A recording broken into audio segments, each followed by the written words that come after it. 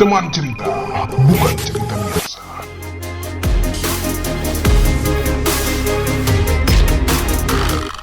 Selamat berjumpa kembali di Teman Cerita, sebuah YouTube channel yang kami dedikasikan untuk mengangkat berbagai fenomena, permasalahan publik, kasus hingga kebijakan pemerintah yang menjadi perbincangan publik dan yang dipermasalahkan di tengah kehidupan masyarakat, khususnya di Nusa Tenggara Timur. Tentunya, kami selalu menghadirkan narasumber yang berkompeten dan menguasai permasalahan dari berbagai sudut pandang. Dan untuk kali ini kami mengangkat topik program pemerintah yang sedang viral di seluruh Indonesia, bahkan selalu dipermasalahkan sejak awal direncanakan, yaitu program makan bergizi gratis. Khususnya kami memilih pelaksanaan program ini di Kabupaten Sika, Provinsi Nusa Tenggara Timur. Untuk membahas persoalan ini, kami sudah menghadirkan para narasumber dari berbagai bidang dan kompetensi. Pertama, Pak Eugenius Jara, Koordinator Wilayah Satuan Pelayanan Pemenuhan Gizi SPPG di Kabupaten Sika. Selamat sore. Selamat sore. Sehat ya? Sehat-sehat. Ini pasti orang SPPG-nya itu sangat sibuk saat-saat ini, tiap hari. Iya, siap. Apa doanya pagi tadi? Doanya agar hari ini MBG berjalan lancar, tidak ada problem lah, tidak ada masalah. Tidak ada kasus ya? Iya, tidak ada kasus. Mungkin itu semua doa untuk SPPG di seluruh Indonesia ya? Di seluruh Indonesia. Kemudian ada kedua, Bapak Dr. Julianus Jackson, seorang akademisi agroteknologi di Universitas Nusa Nipah Maumere. Selamat sore. Selamat sore juga, luar biasa. Hari ini mungkin ada aktivitas di kampus atau? Ya, seperti biasa, setelah tadi pagi ada aktivitas di kampus, dan hari ini ada undangan khusus dari Siap, kami ucapkan terima kasih Pak. Kemudian ada ketiga, Pak Kris Sologus Dami, pelaku petani milenial di Kabupaten Sika, dan menurut saya masyarakat di Kabupaten Sika pasti sudah mengenal beliau di berbagai kesempatan ya. Apa kabar Pak Kris? Baik, salve semuanya. Salve, bagaimana kondisi kebun hari ini? Ya, kebun seperti biasa, rutinitas biasa. Harus terpaksa ditinggalkan untuk berbagi bersama teman-teman di sini. Ya, terima kasih Pak Kris sudah mau hadir dan berbagi dengan kita semua. Kemudian ada Bung Wilfridus Iko, Ketua GMNI Cabang Sika. Merdeka. Merdeka. Apa kabar hari ini? Mungkin ada kegiatan lain? Syukur, alhamdulillah kabar baik ini. Kabar baik ya. Kegiatan organisasi aman? Aman, lancar kita. Maumere dalam kondisi yang aman, angin kencang atau bagaimana ini? Nah, ini lagi angin kencang Maumere. Semoga cepat reda ya anginnya sesuai dengan kondisi alam hari ini. Kemudian dari PMKRI ada Pak Sekjen PMKRI Cabang Maumere, Kakak Yosef Meliano Prasetyo, Sekjen PMKRI Cabang Maumere. Apa kabar nih? Kabar puji Tuhan baik hari ini. Kalau orang PMKRI itu selalu ada tagline-nya Pro Ecclesia et Patria ya. Ya, betul, untuk gereja dan tanah air. Untuk gereja dan rakyat, dan termasuk permasalahan makan bergizi gratis ini. Karena ini sasarannya adalah rakyat ya. Terima kasih sudah hadir di Teman Cerita. Dan yang terakhir, Stefanus Riyadi Jadur, Ketua Badan Eksekutif Mahasiswa IFTK Ledelero. Apa kabarnya? Luar biasa. Hari ini mungkin ada kegiatan? Ya, seperti biasa di kampus. Di kampus ya. Dan setelah itu menghadiri undangan untuk kita berdiskusi pada hari ini. Terima kasih sudah hadir di tempat ini, dan kami ucapkan selamat datang kepada para narasumber. Terima kasih telah membagi waktunya untuk bisa bercerita bersama kami di sini dalam topik Beda Makan Bergizi Gratis, Menu, Rasa, dan Tantangan khususnya di Kabupaten Sika. Semoga pembahasan ini menjadi informasi, edukasi, evaluasi terkait dengan program makan bergizi gratis di wilayah Kabupaten Sika. Dan saya rasa bahwa para narasumber yang telah kami hadirkan di sini punya kompetensi di bidangnya masing-masing. Ada akademisi, ada pelaku pertanian, ada pelaksana kegiatan program makan bergizi gratis, dan ada rekan-rekan mahasiswa yang menjadi representasi rakyat mengontrol, mengevaluasi jalannya berbagai program kejadian fenomena yang terjadi di tengah masyarakat, atau biasa dalam dunia mahasiswa disebut mengabdikan diri pada masyarakatnya. Terima kasih banyak para narasumber sudah hadir. Nah, untuk membahas permasalahan ini, saya langsung saja ya kepada pelaksananya langsung ini terkait program makan bergizi gratis. Beliau menjadi penanggung jawab di Kabupaten Sika ya, terkait jatuh bangun, maju mundur, kasus apa tidaknya, benar atau salahnya di Kabupaten Sika. Pertanyaan saya pertama begini. Di Kabupaten Sika, program MBG telah diluncurkan sejak Februari ya 2025 dan sudah menjangkau sekitar 46.000 sasaran dari peserta didik SD sampai SMA, tenaga pendidik juga, kemudian ada kelompok rentan di posyandu seperti balita, ibu hamil, dan ibu menyusui. Juga program ini dilaksanakan oleh 13, koreksi jika saya salah ya, 13 dapur SPPG yang dikelola dari berbagai yayasan yang bermitra dengan Badan Gizi Nasional. Nah, untuk gambaran bagi kita semua terkait dengan pelaksanaan di Kabupaten Sika, mungkin Pak Korwil bisa kasih gambaran kepada kita semua terkait dengan bagaimana sih pelaksanaan MBG ini di Kabupaten Sika. Oke, terima kasih Kakak untuk kesempatannya. Jadi gambaran program MBG di Kabupaten Sika ini sendiri sudah berjalan dari tahun 2025.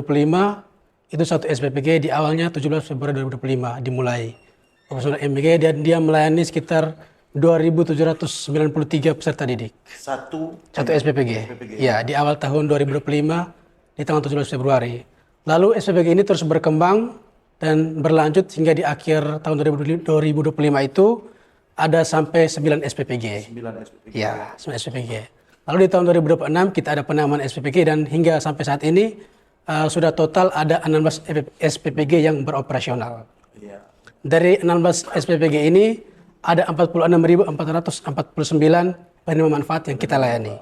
Itu terdiri mulai dari peserta didik dari TK, PAUD sampai SMA, lalu ada balita, bumil, busui, dan juga guru dan tenaga pendidik yang ada di sekolah. Seperti itu. Lalu kita juga dalam perencanaan ini sekitar bulan Maret kemungkinan ada lagi satu SPPG yang beroperasional. Itu adanya di Paga. Dia kemungkinan akan melayani 3.019 penerima manfaat. Seperti itu. Lalu dalam perencanaan kami untuk di Kabupaten Sika sendiri, dalam target awal itu kita merencanakan ada 25 SPPG aglomerasi. Apa itu SPPG aglomerasi? Jadi SPPG aglomerasi ini adalah SPPG yang ada di daerah padat pemukiman penduduk, seperti itu. Daerah yang banyak masyarakatnya atau penerima manfaatnya itu ada banyak. Misalnya di kota ya? Ya, misalnya di kota. Dengan dia punya cakupan penerima manfaat itu adalah di atas dari 2.000. Jadi 2.000 sampai 3.000 penerima manfaat, seperti itu. Lalu ada juga SPPG 3T atau SPPG daerah terpencil yang penerima manfaatnya itu ada di bawah 1.000. Di bawah 1.000 mau 500, 600, ataupun 100 bahkan.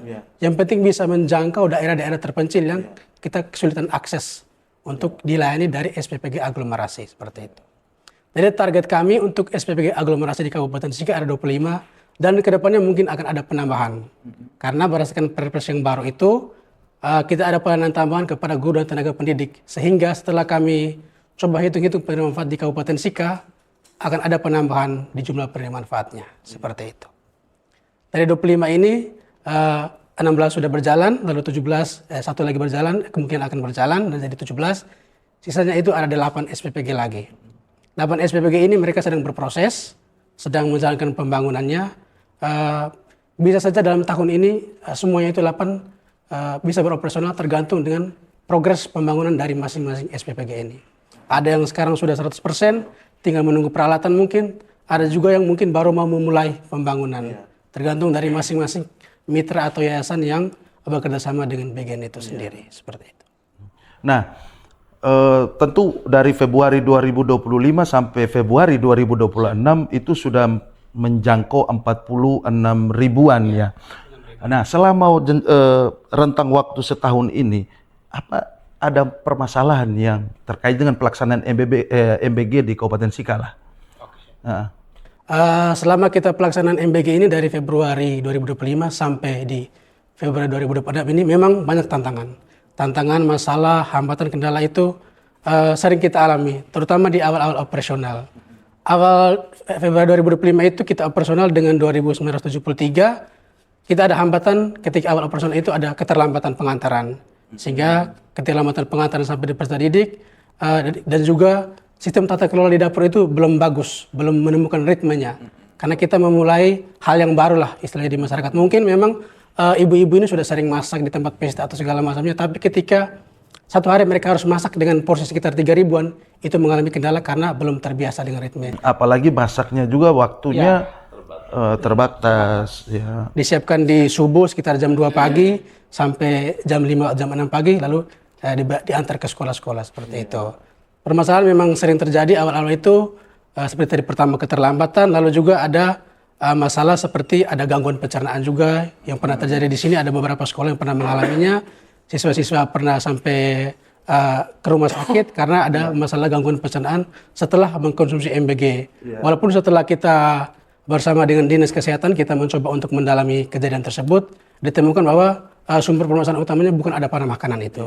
Tetapi mungkin lebih ke anak-anak ini sering tidak makan pagi, lalu ketika di sekolah mengkonsumsi MBG yang ini belum terbiasa mereka, sehingga mengganggu dia punya pencernaan seperti itu. Artinya memang ini barang baru. Ya, betul. Kemudian perut belum terbiasa untuk sarapan atau hal-hal lain. Contoh ya, belum terbiasa untuk minum susu misalnya. Karena minum susu kan kita minta maaf ya, di NTT itu belum menjadi sebuah kebiasaan. Mungkin ada yang perutnya belum akrab dengan susu, mungkin akrabnya lebih ke kopi, jadi harus adaptasi dulu ya. Selain itu, ada tidak kasus-kasus kayak keracunan di Kabupaten Sika?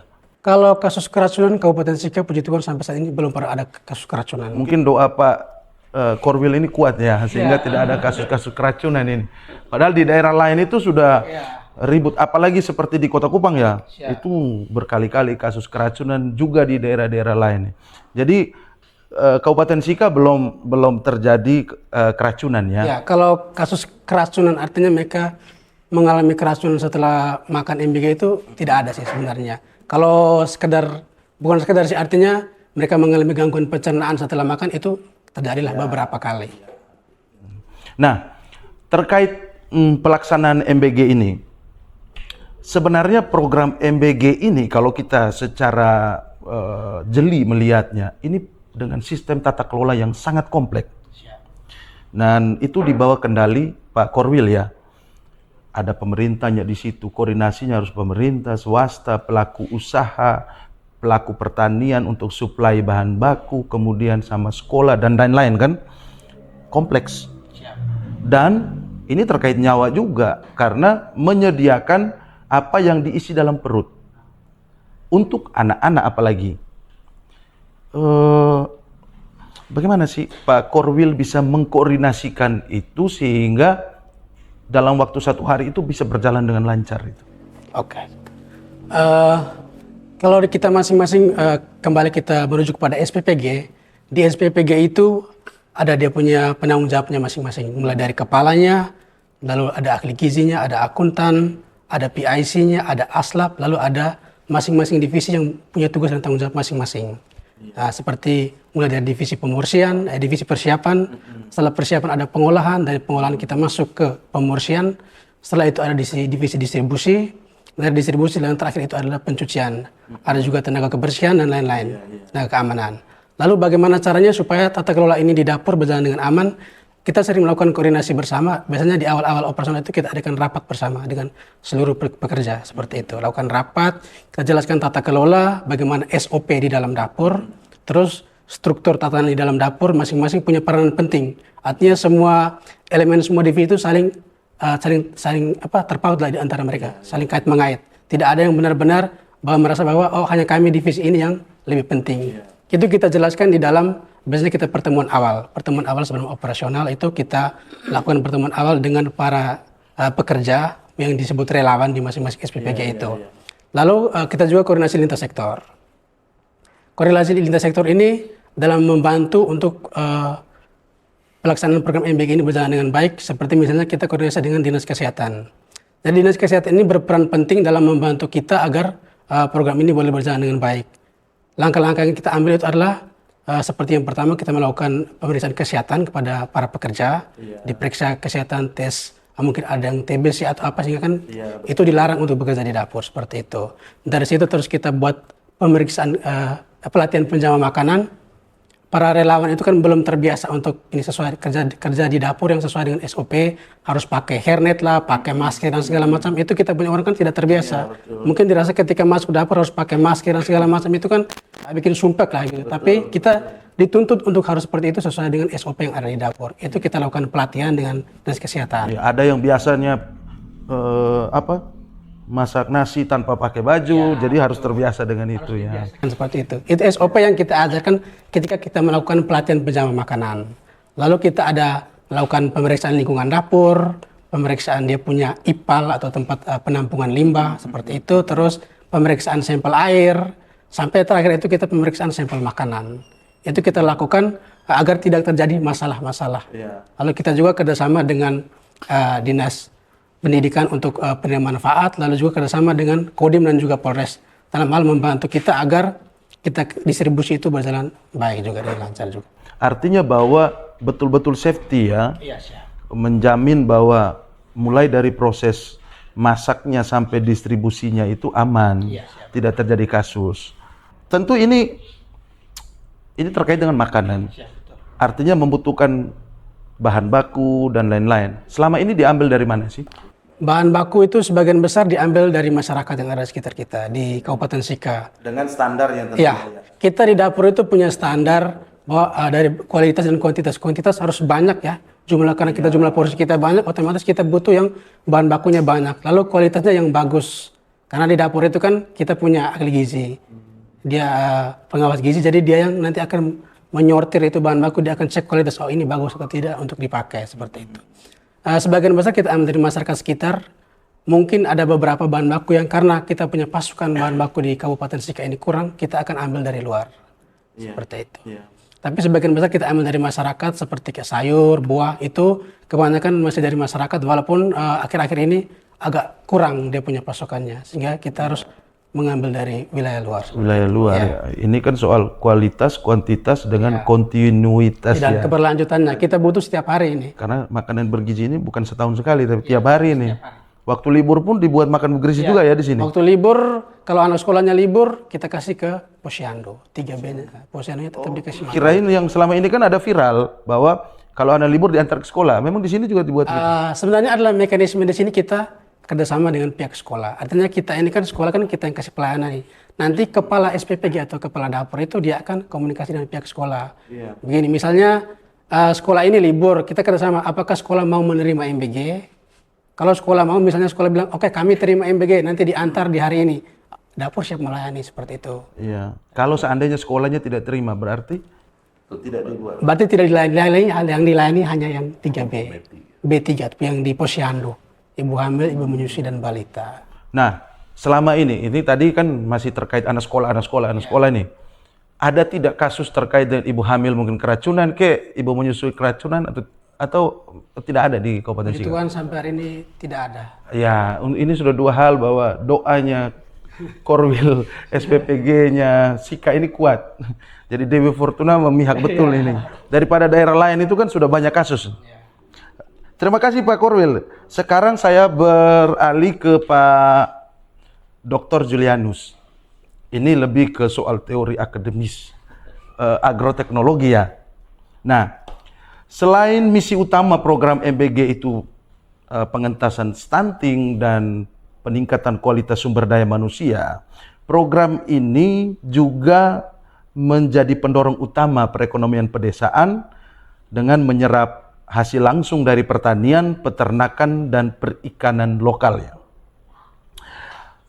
Pertanyaannya, menurut Bapak, apakah rantai pasok lokal sudah berjalan sebagaimana diharapkan? Khusus untuk di Kabupaten Sika. Baik. Jadi begini ya. kakak ya, kita cerita dulu sedikit terkait ini kan bicara tentang MBG ini memang hal yang menjadi paling seksi itu adalah ketika kita bicara multiplier efeknya, ya, begitu. Di luar yang lain, yang paling seksi dan sering tergiur itu adalah kita mengupas multiplier efek aspek ekonominya, gitu. Itu yang di situ yang paling seksi, ya, karena memang kita lihat di sini, misalnya kita bicara kalau ditanya tentang bagaimana rantai pasoknya, tentunya ini kan seperti MBG ini seperti sebuah mesin yang diberikan oleh negara, uang negara yang harus menggerakkan uang negara ini di pedesaan, ya, atau di kabupaten-kabupaten. Ini uang negara yang berjalan dengan ratusan triliun untuk harus bisa berputar, ya, sehingga ketika bicara multiplier effect di tentang aspek ekonomi ini sangat-sangat seksi sekali. Ini contoh misalnya ini hasil analisis saya, kita kupas di Kabupaten Sika saja. Contoh yang bahan utamanya kan adalah beras, ya. Itu beras saja kalau kita analisis Kabupaten Sika ini tidak mampu menghasilkan beras secara mandiri, begitu. Dengan adanya MBG ini kan artinya akses makanan itu terbuka penuh. Dulu mungkin siswa tidak perlu sarapan sehingga kebutuhan beras di daerah tidak terlalu gonjang-ganjing untuk bilang ini kurang. Sekarang kita lihat kapal beras ini kan datang dari Sulawesi semua untuk ke Kabupaten Sika. Karena posisinya hasil analisa saya itu kurang lebih sekitar kebutuhan kalau dia penerima manfaat 70.000 saja, tadi dikatakan ada peningkatan menjadi 100.000 dengan peningkatan B3 tadi. Maka dia kebutuhan beras saja kurang lebih sekitar 2.000 ton. Itu nilai uangnya kurang lebih sekitar mau mendekati 25 miliar terjadi perputaran. Ya, ketika itu menjadi sebuah angka yang besar, mau tidak mau kan ini bicara tentang ketahanan pangan. Jadi kabupaten mau tidak mau harus bagaimana menciptakan arus masuk rantai pasok itu supaya tidak terganggu dengan adanya MBG ini. Karena di kabupaten dan kabupaten ini semuanya saling mengunci. Karena semua juga ada MBG masing-masing. Ketika kita bicara Flores ada 9 kabupaten. Apakah kita ambil saja misalnya beras dari ND atau dari Manggarai. Di sana juga akan bertahan bahwa kami juga di sini dapurnya ada butuh. Bayangkan satu SPPG saja dia satu hari 400 kilo masak rata-rata. Itu ketika satu hari 400 kilo itu kan berarti kalau dia 1 bulan saja kita sudah bisa hitung berapa puluh ton dia butuh. Dan dia harus stok untuk 1 minggu 2 minggu ke depan. Sehingga ketika dia gudangnya juga menyimpan bahan pangan yang begitu banyak, sehingga begitu banyak sekali kebutuhan, itu baru aspek beras ya. Belum kita bicara tentang dia punya lauknya. Lauknya ini adalah ada ayam, ada telur. Ini jadi masalah juga di Kabupaten Sika. Kita di sini adalah penghasil ikan terbesar. Betul. Tetapi kita kalau tanya siswa, tanya MBG anak pulang dari sekolah, ada makan ikan hari ini? Itu kita bisa hitung pakai jari, Pak, menu ikannya. Terus setelah saya analisa, kenapa? Ya itu tadi infrastrukturnya. Ikan itu datang dari laut, dibawa ke dapur, mereka juga waspada, Pak. Betul. Takut sekali karena dia lebih banyak menimbulkan dampak dibandingkan lauknya. Yang utama itu adalah ayam dan telur. Jadi kalau buka, kalau tidak ayam berarti telur. Kalau tidak telur berarti ayam. Saya pernah wawancara kalau ikan bagaimana? Ikan itu mereka kasih tuna loin. Ya, itu yang harganya juga lebih mahal lagi. Karena mau safety, Pak, kalau ikan. Kalau kita ambil ikan dari pasar yang kita beli di TPI di sini, tempat pelelangan ikan, belum tentu juga mereka berani. SPPG-nya mengelola ikan itu dipastikan bahwa tidak gatal, tidak membuat siswa ini cari aman ya gitu. Dan yang kedua, siswa mengeluh kalau makannya ikan pada umumnya. Karena dia bilang di rumah juga saya sama ikan. Di sini ayam, jadi ayam dan telur itu menjadi menu favorit di sini, begitu. Karena akses mereka terhadap lauk itu mungkin kurang selama ini, itu sehingga ketika ayam itu menjadi menu utama, ayam itu saya hitung kurang lebih mencapai 400.000 ekor per tahun. Itu dengan angka 70 ribuan. Jadi kalau 100.000 ya berarti dia kurang lebih bisa naik menjadi 500.000 ekor per tahun. Itu angkanya kurang lebih mendekati 20 miliar. Terjadi perputaran sebuah bisnis peternakan ayam broiler itu kurang lebih mendekati segitu potensinya. Gitu. Sedangkan yang selama ini kan beredar Momere juga ada kandang-kandang yang dengan mitra semua. Sehingga itu kan selama ini dibuang ke kabupaten lain. Hari ini menjadi rebutan. Susah. Dulu, terus kemudian yang ketiga adalah telur. Nah, itu telur. Kalau tidak ayam berarti telur rebus. Telur apa? Banyak olahan telur. Nah, telur itu di sini masyarakat pengusahanya belum banyak yang mengusahakan ayam petelur.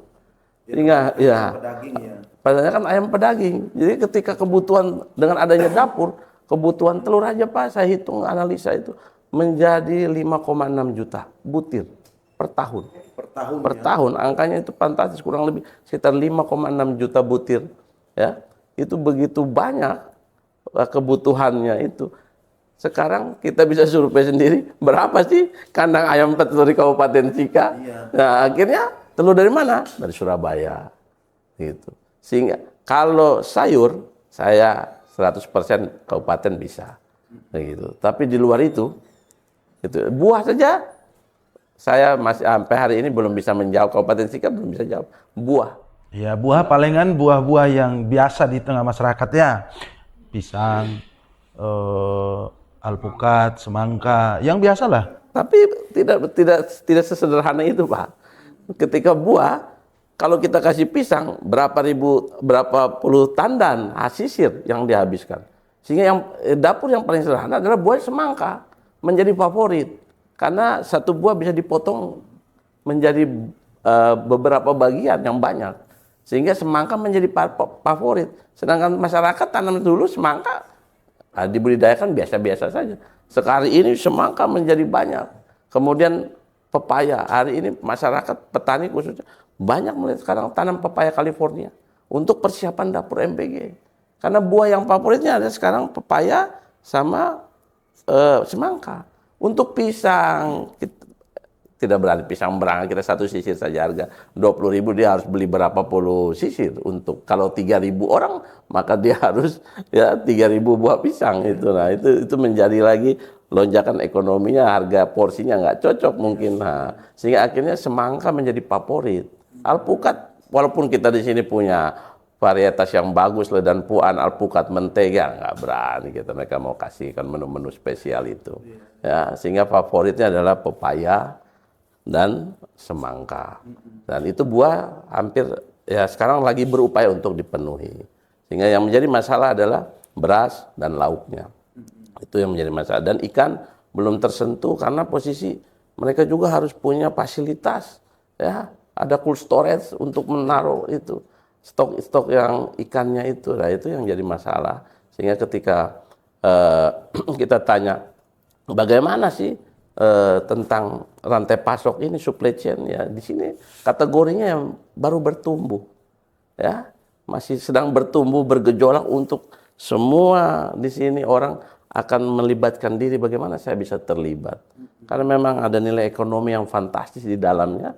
Dan terakhir kami pernah mengupas bersama teman-teman dari PMKRI membahas tentang MBG, dan memang itu pertama kali di Kabupaten Sika juga dinakode oleh teman-teman dari PMKRI mengupas tentang MBG. Itu juga sama, kita kira kebutuhan ini kita harus pahami bersama multiplier efeknya, dan ketika masyarakat siap tidak. Nah, salah satunya ya adalah Chris ini ya, sebagai petani milenial mungkin dia menangkap peluang ya seperti itu, sehingga mereka-mereka ini yang harus eksis siap untuk supaya bisa memasok ini, mereka harus menangkap peluang itu sehingga rantai pasoknya bisa berjalan. Kalau tidak bermasalah. Ini kalau cuaca buruk begini kan mempengaruhi transportasi perjalanan. Itu juga salah satunya ya menjadi stok-stoknya kita di sini itu ketika musim hujan, angin barat ya, itu juga menjadi waspada, tantangan itu ya. Ketika kalau kapal tidak bisa berlayar, itu juga menjadi masalah ketika stoknya kurang begitu. Itu baru dari kita bicara tentang peluang dan multiplier efeknya, itu nanti masuk lagi lebih aspek ke dalam lagi ke sisi teknisnya ya di lapangan gitu. Nah, tadi kan dari sisi jumlah ya, keberlanjutan, jumlah. Tentu di SPPG itu ada standar nutrisinya. Nah, bagaimana peran agroteknologi ya di Kabupaten Sika dalam memastikan hasil produksi masyarakat Sika itu memenuhi standar nutrisi yang ditetapkan oleh SPPG? Ya, baik. Jadi begini Kakak, jadi terkait nutrisi ini kan ini bicara tentang edukasi petani. Ini kan kemarin kita bicara di misalnya Bandung Barat ya, itu keracunan. Itu kan keracunan terkait dengan itu terkait teknis kalau secara teori namanya nitrat. Nah, nitrat itu artinya dia banyak kelebihan daripada kandungan nitrogen. Nah, nitrogen itu jadi artinya bahwa itu salah satu contoh kecil bahwa ketika itu tidak dikontrol ya, pemberian nutrisi kepada tanaman yang menurut mereka bahwa ini bagus untuk nutrisi ternyata melebihi kapasitas, hasil akhir menimbulkan residu yang berdampak panjang. Mereka penerima manfaat itu menikmati MBG tadi, disitulah terjadi. Sehingga ketika itu makanya saya bilang kita ini kan agrotek ini posisinya dia kalau MBG itu koki, kami agroteknologi ini bagaimana menyiapkan bahan-bahan yang berkualitas agar dapur ini bisa membuat masakan yang sehat. Nah, sehingga ketika itu sebelum MBG pun kami dari kampus dalam hal ini dalam program studi ataupun fakultas kita kan sudah menjadi sebuah kewajiban Tridharma untuk melaksanakan pengabdian kepada masyarakat, penelitian, sehingga itu wajib menjadi tugas dosen. Sehingga dalam program yang terkait dengan MBG ini kita sudah melakukan penyuluhan. Ya, kita punya datang ke desa-desa, kelompok-kelompok tani, kita memberikan penyuluhan bagaimana kira-kira bertani yang benar, bertani yang baik. Ya, itu sehingga kita di sana memberikan penyuluhan edukasi bagaimana memanfaatkan misalnya contoh pupuk organik. Saya biasa konsen membuat bagaimana pupuk organik itu Rp0. Ya, jadi kita memanfaatkan sumber daya alam yang ada di desa untuk menghasilkan sesuatu yang nanti bernilai ekonomi tinggi dan itu justru sehat. Gitu, sehingga kita mengedukasi petani ke bagaimana kira-kira membuat pupuk organik yang baik dan benar, yang sehat bagaimana, sehingga yang Rp0 bagaimana. Untuk menciptakan daya tarik itu dia harus Rp0. Jangan kita melatih petani, ini berbiaya tinggi, mereka nggak akan menikmati dan tidak akan mau mengadopsi teknologi itu. Sehingga kita kasih ini Rp0, ini menjadi daya tarik mereka. Oh, ada juga pupuk yang harganya Rp0. Nah, dari sisi itu petani rasa, oh ya berarti saya nggak usah beli lagi, nggak usah keluarkan uang. Dari situ mereka akan menjadi pola hidup, menjadi kebiasaan mereka dalam melakukan kegiatan pertanian, sehingga mereka bisa seperti itu. Dan jalanlah proses itu. Kalau itu prosesnya dia berjalan dengan baik, maka dia akan menghasilkan sebuah produk yang bagus. Tapi sekarang kan MBG ini dia butuh banyak, ya, dia pasokannya begitu banyak. Nah, sehingga itu kan sekarang menjadi kontrol, ya, untuk kami mengedukasi juga tetap bagaimana kira-kira penggunaannya, sehingga jangan melewati ambang batas. Itu segala sesuatu yang sekarang mau praktis semua, tidak mau lagi bersihkan rumput, maunya pakai pestisida semua, ya, akhirnya terkontaminasi semuanya. Ya, sekarang semua petani mau sederhana. Tambah lagi sekarang pemerintah membuka keran subsidi pupuk secara besar-besaran. Harga pupuk sekarang murah, ya, mudah diakses, harga nggak boleh naik. Ya, pemerintah dalam hal ini Kementerian Pertanian selalu mengawal itu, jangan sampai terjadi lonjakan harga. Artinya bahwa masyarakat mendapat pupuk secara gampang, mudah. Ketika mudah, masyarakat tidak berpikir lagi bijaksananya seperti apa. Nah, itu yang menjadi keracunan itu yang terakhir di Bandung Barat itu adalah karena perubahan dari nitrogen tadi dalam bentuk nitrat yang itu terbawa dalam bahan pangan tadi, hasil akhir terjadilah keracunan. Ini saya tertarik dengan apa yang tadi keterlibatan mahasiswa-mahasiswa dari kampus. Ini artinya bahwa kampus bukan hanya sekedar mengawasi pelaksanaan Tridharma perguruan tinggi ya, tetapi dia terlibat untuk ayo kita kasih penyuluhan kepada petani. ini loh supaya menghasilkan kualitas yang bagus. Pemupukan itu seperti gini supaya tidak menghasilkan residu dan lain-lain. Dan ini semoga menjadi contoh untuk daerah-daerah lain bahwa kampus terlibat dalam urusan program-program pemerintahan itu bukan hanya pada pengawasan, mengevaluasi, tetapi terlibat untuk menyiapkan rantai pasok dan sebagainya. Dan ini luar biasa untuk teman-teman di Universitas Nusa Nipaya. Nah, pertanyaan berikut, Pak. Selain soal standar nutrisi, Kabupaten Sika dan pada umumnya NTT itu kan ada tantangan tersendiri. Dalam hal ini soal kekeringan, gagal panen, ancaman hama. Nah, dalam konteks rantai pasok ini, bagaimana komentar? Ya, ini juga menjadi tantangan utama, ya. Jadi kalau kita bertani bicara tadi 3 aspek tadi, ya, kekeringan dari bicara air, kemudian bicara tentang pengendalian hama, ya. Kemudian satu lagi tadi apa tadi poin gagal panen. Jadi ya sebenarnya 2 poin ini menjadi pondasi yang terakhirnya bermuara pada gagal panen ketika air kurang, ketika satu lagi serangan hama. Kita di sini di Kabupaten Sika ini dia masuknya 4 bulan kering, 4 bulan basah, 8 bulan kering. Jadi itu artinya bahwa 4 bulan itu ada sumber air, 8 bulan itu adalah musim kering. Sehingga ketika terjadi iklimnya seperti demikian, maka kita harus pintar-pintar. Ya, salah satu yang lagi dikembangkan dan banyak yang diterapkan di Kabupaten Sika, bahkan di kabupaten-kabupaten lain adalah penerapan irigasi tetes. Nah, yang mungkin sudah dengar penerapan irigasi tetes itu, nah itu salah satu alternatif bagaimana kita mengembangkan pertanian skala besar untuk efisiensi air. Jadi kita mengembangkan namanya irigasi tetes tadi. Ya. Sedangkan untuk penanganan hama itu ya sebenarnya harus kita berperilakunya kembali lagi. Mau seperti apa ini penanganan hama ini? Jadi dia banyak aspek. Jadi ledakan hama itu bisa terjadi misalnya begini. Kita hanya menanam satu tanaman saja. Ketika tidak ada rotasi tanaman, bahwa hama itu beranggap bahwa di sini adalah ladang kita. Makanan ada terus. Artinya bahwa hama punya sumber makanan ada terus. Karena apa? Karena tidak diputus rantai pasoknya. Ketika dia misalnya tanam sawi, sawi terus. Jadi sawi muda ada lagi, panen ada lagi. Sehingga hamanya tidak hilang-hilang.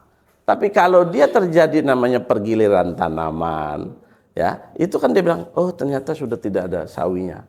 Saya pindah. Atau dia mengalami evolusi, dia mati, atau dia dorman, sehingga dia terputus. Tapi kalau disediakan terus ya maka kita bicara kalau di dalam studi tentang hama, kita harus terjadi rotasi tanaman, gitu. Atau kedua kita berhenti dulu, ya kita stop dulu, atau tidak kita ganti alternatifnya.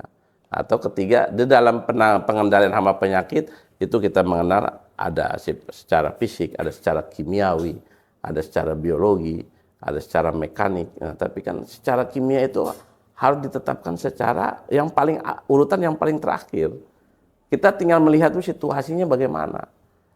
Kalau seandainya memang membutuhkan ya kita baru menggunakan. Tapi kalau secara kimia, secara fisik belum dipakai, secara mekanik belum, secara biologis belum, kita tidak boleh langsung masuk ke kimia. Dan tentunya ini kan harus melibatkan banyak pihak ya untuk mengedukasi masyarakat, termasuk soal dinas pertaniannya, pendamping pertaniannya dan sebagainya. Itu kan supaya masyarakat itu mendapatkan informasi yang terupdate. Kalau tanam sawi terus ya hama makin banyak.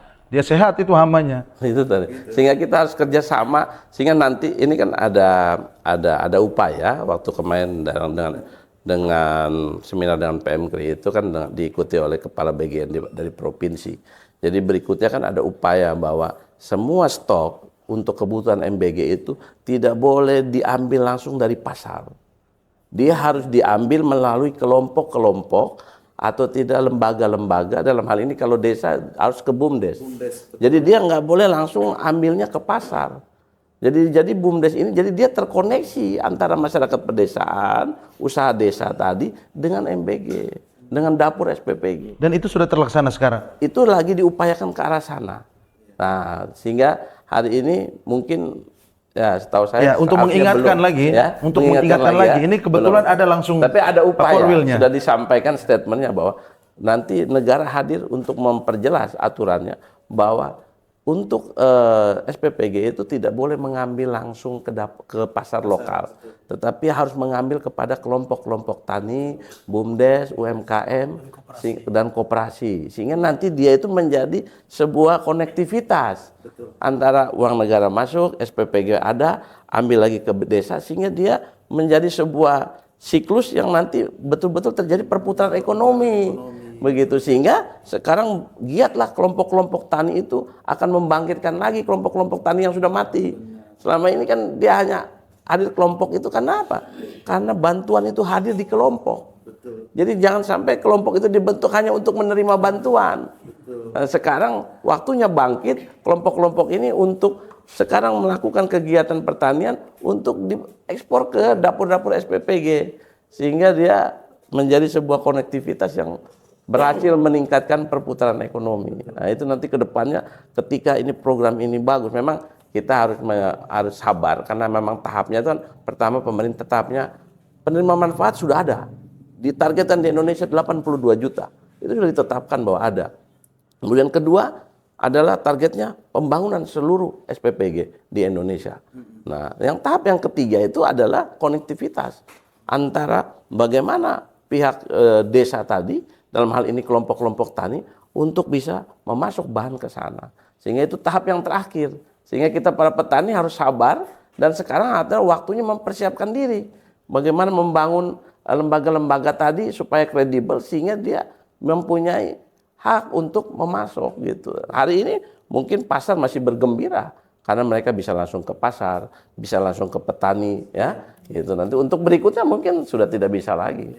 Gitu. Itu yang kita harapkan, sehingga nanti kelompok-kelompok tani itu akan jaya kembali, ya, gitu, akan hebat kembali ketika mereka dibutuhkan. Saya butuh ini, sehingga nanti ke depannya itu mungkin kita tahu bahwa nanti akan ada perwilayahan komoditas, ya. Wilayah ini hanya kentangnya, wilayah ini hanya sayur ini, wilayah ini, sehingga orang tahu mau cari ini ada di sini, mau cari ini ada di sini, atau tidak saya pesannya ini, sehingga mereka itu tanam dengan gembira bahwa setiap tanaman kami sudah ada yang membeli. Selama ini kan bermasalah di pasarnya, sehingga kolaborasi, sinergi antara ini tiga komponen tadi adalah misalnya akademisi, masyarakat, dan pemerintah. Dalam hal ini pemerintah adalah SPPG tadi sebagai off taker, mereka yang membeli semuanya itu, sehingga petani yang produksi dia tidak bimbang lagi. Dia tanam sudah jelas harganya. Nah, sekarang itu nanti yang perlunya adalah bagaimana kontraknya harus jelas. Jangan ketika harga naik cerita lain, ketika harga turun cerita lain. Nah, itu juga artinya bahwa ketika ada kontrak, dua-duanya diuntungkan. Petani juga kalau naik juga tetap, kalau turun juga harganya jelas. SPPG kalau harga naik kan dia nanti menjadi masalah juga. Dia dilindungi juga. Sehingga dengan adanya itu dua-duanya menjadi saling menguntungkan. Mutualisme, mutualisme, jangan jadi ketika, parasit lah. Iya, ketika dia harga naik, oh saya sudah ada acuannya bahwa harganya segini. Gitu. Ketika musim kan contoh ini, tomat. Musim hujan harganya mahal sekali. Ketika musim kemarau harganya sampai dengan 1.000. Begitu. Nah, itu kan dilindungi. Ya, keduanya menerima manfaat kalau nanti ada konektivitas itu. Itu yang kita harapkan sekali. Ya, terima kasih. Dan penjelasan dari Pak Julius ini kan sebenarnya para petani dibangunkan kembali, apalagi seperti Pak Kris di sebelah sebagai pelaku petani. Alumni kami. Alumni ya. Nah, saya lanjut ke Pak Kris ya. Ini kan langsung ke pelaku pertanian nih. Sebagaimana penjelasan dari Pak Julianus tadi kan jelas sekali bahwa ketika program MBG ini digerakkan, artinya bahwa potensi hasil pertanian itu kan benar-benar dimanfaatkan. Ini kan peluang sebenarnya. Nah, apakah selama ini sudah dilibatkan dalam urusan program MBG ini atau masih belum masuk dalam urusan MBG ini? Baik, kalau saya melihat sampai hari ini memang MBG dengan program yang ada ini potensi strategis sebenarnya untuk petani. Cuman lagi-lagi petani tentunya tidak bisa bergerak sendiri. Kita tidak bisa bergerak sendiri, kita butuh kelembagaan yang kuat. Karena untuk jadi supplier juga kita butuh beberapa persyaratan gitu. Selain juga dari segi apa namanya kuantitas stok. Jadi kalau misalnya mau jadi mitra tidak bisa kita hari ini ada kemudian besok kosong, atau kita punya hanya 100 kilo kita tending ke SPPG, enggak gitu kan prosesnya. Nah itu yang sekarang kita dituntut. Saya memang banyak diundang bicara soal program MBG karena memang sebagai pelaku utama tuh. Tapi disclaimer juga, saya sebenarnya tidak suka kalau disebut petani milenial sebenarnya. Karena seolah-olah ada gap gini antara ini petani milenial, ini petani golongan tua. Oh jangan gitulah. Petani saja gitu. Ukuran seorang petani dari produktivitasnya gitu saja. Jadi jangan bangun gap ini lah gitu. Saya saat ini juga ngurusin badan usaha milik desa, BUMDes. Memang kita sedang merintis lembaga ini. Akhir-akhir ini kurang dapat perhatian karena kita masih di tingkatan desa, masih banyak konsentrasi di pembangunan koperasi desa Merah Putih. Ini lembaga yang strategis juga, dan memang kehadirannya kalau di tingkatan desa, BUMDes ini punya posisi dalam penguatan ekonomi desanya gitu. Sedangkan koperasi lebih ke penguatan masyarakatnya. Jadi kita punya job desk masing-masing, walaupun dalam perjalanan akan saling bersinggungan gitu. Nah, kami sedang merintis saat ini, kita bangun habit produksi yang bukan lagi orientasi seperti UMKM, bukan. Kita target kita produksi secara massal, kemudian juga berkelanjutan. Ini tuntutan MBG hari ini. Ya, jadi untuk beralih dari petani pangan musiman yang hanya pasrah kepada curah hujan, kita mulai beralih ke petani-petani profesional. Nah saat ini memang dengan segala keterbatasan kita hanya memanfaatkan sumber daya yang ada, sumber daya pembangunan seperti sarana irigasi, kemudian kelompok. Nah selaras senada dengan Pak Jackson tadi, memang permasalahan kelembagaan kita di Kabupaten Sika ini umumnya bukan kelompok-kelompok tani yang dibangun berdasarkan kebutuhan atau inisiatif petani, bukan. Jadi dibangun pemerintah desa setempat dengan tujuan sebenarnya pemberdayaan. Tapi kita lihatnya ya, lebih banyak justru sebagai wadah hanya untuk menangkap program, bantuan lagi. Hari ini memang di banyak forum saya sering sampaikan bahwa ketergantungan petani terhadap bantuan dan subsidi terlalu besar. Sehingga ketika ada program ini, tantangan kita justru bagaimana buat petani itu harusnya mandiri gitu. Jangan lagi berharap untuk dibantu. Nah ini jadi tantangan yang berikut sebenarnya. Kalau soal pasaran, memang prospek di pertanian itu tanpa batas gitu. Hari ini memang banyak profesi yang hilang, digantikan dengan input teknologi bahkan ya. Dengan kecerdasan buatan banyak yang profesi yang hilang, tapi petani itu tidak akan hilang gitu. Ya. Jadi investasi di dunia pertanian, di bisnis pertanian itu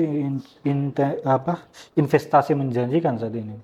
Karena tuntutan dari MBG besar, saat ini juga kita belum mampu penuhi kebutuhan dari MBG. Ya. Terbukti memang banyak jenis buah-buahan yang harus dikirim dari Sulawesi. Hari ini untuk di Sika kita masih ketergantungan dari Sulawesi cukup besar. Dari pangannya termasuk buah-buahannya juga. Itu. Beberapa waktu lalu saya coba tawarkan ini. Saya coba tawarkan di BUMDes. Ini kita investasi bentuk greenhouse sederhana. Belum ada, belum dibuat di Sika. Memang investasi cukup besar. Di lahan kurang lebih hanya 4.000 meter saja, itu investasi awal sekitar 90-an juta. Nah gitu. Dan minim penyerapan tenaga kerja. hanya dibutuhkan 2, 3 sampai 4 tenaga kerja. Nah, dalam prinsip di pemberdayaan di desa memang ini sulit diterima gitu. Sulit diterima. Karena lagi-lagi semangat dana desa kan penyerapan lebih banyak pemberdayaannya, kemudian lebih banyak yang terlibat, bisa menular ke kelompok-kelompok yang serupa gitu. Jadi ketika kita tawarkan pola pertanian yang lebih modern, Ya, lebih dengan- inovatif lah. iya, bukan barang baru ini, sudah lama sekali, banyak dikembangkan di negara-negara maju. Jadi dengan menggunakan alat mesin pertanian lebih baik, ini menghemat biaya tenaga kerja. Secara bisnis memang jauh lebih untung, jauh lebih untung. Tapi secara pemberdayaan penyerapan tenaga kerjanya sangat-sangat terbatas. Nah ini masih kita belum clear ini. Apakah BUMDes kita penguatan ekonomi desanya, ataukah orientasi kita hanya murni di pemberdayaan, begitu? Itu tantangan yang berikut ini. Jadi kalau untuk sekarang memang konsentrasi kita bangun habit bertani yang profesional lagi-lagi. Karena kalau Pak Jackson dari akademisi bilang sekarang kita di Sika punya 2 musim, musim hujan, musim panas. Nah kami menghadapinya justru ada 3 musim sekarang. Musim panas, musim hujan, dan musim pesta. Iya. Ini jadi soal, Pak. Karena kita petani itu kan tidak punya atasan yang ngatur, gitu. Jadi kalau musim pesta kadang 2 minggu, 3 minggu kebun ditinggalin. Nah ini tidak bisa dibenarkan dengan untuk orang yang fokusnya di pertanian hortikultura. Itu tantangan berikut, masalah budaya juga. Jadi memang habit ini perlu dibangun gitu. Habit ini perlu dibangun, kita produksi, kita investasi dalam bentuk alsintan. Nah, hari ini juga kementerian banyak menawarkan kayak kredit alsintan. Nah, tujuannya lagi-lagi untuk menunjang produktivitas gitu. Jadi kita berusaha jika ini semua sudah terpenuhi, selain dari pasokan permintaan dari MBG, yang berikut soal standar kualitasnya tadi. Nah, kita perlu menjamin ini juga kualitas dari produk. Nah, jadi sebenarnya banyak teknologi, banyak pola-pola pertanian yang bisa menjamin itu gitu. Kami coba di tahun lalu itu gunakan 100% organik. Bisa, dan secara tampilan fisik juga kita terbaik. Ya, jadi kalau misalnya lebih kebanyakan di masyarakat umum menganggap bahwa secara fisik mungkin yang kurang mendukung, kayak bolong-bolong, ada ulatnya, itu menjadi indikator salah satu produk organik. Sebenarnya tidak juga, ya kan? Organik dan tidaknya ya mau diukur sebenarnya masuk lab, yang idealnya kan gitu. Nah, kita bahkan bisa sampai di tahap itu. Kita hasilkan produk yang secara tampilan baik, tanpa cacat, dan organik 100% bisa. Nah, memang investasinya juga tidak kecil. Nah, kalau di tingkatan desa tidak banyak orang terima model-model seperti ini. Karena pertimbangan sederhana saja. Kalau investasi di alsintan dengan 90 juta, kalau misalnya bangun rumah layak huni sudah dapat berapa nih? Nah, ini juga di tantangan yang berikut.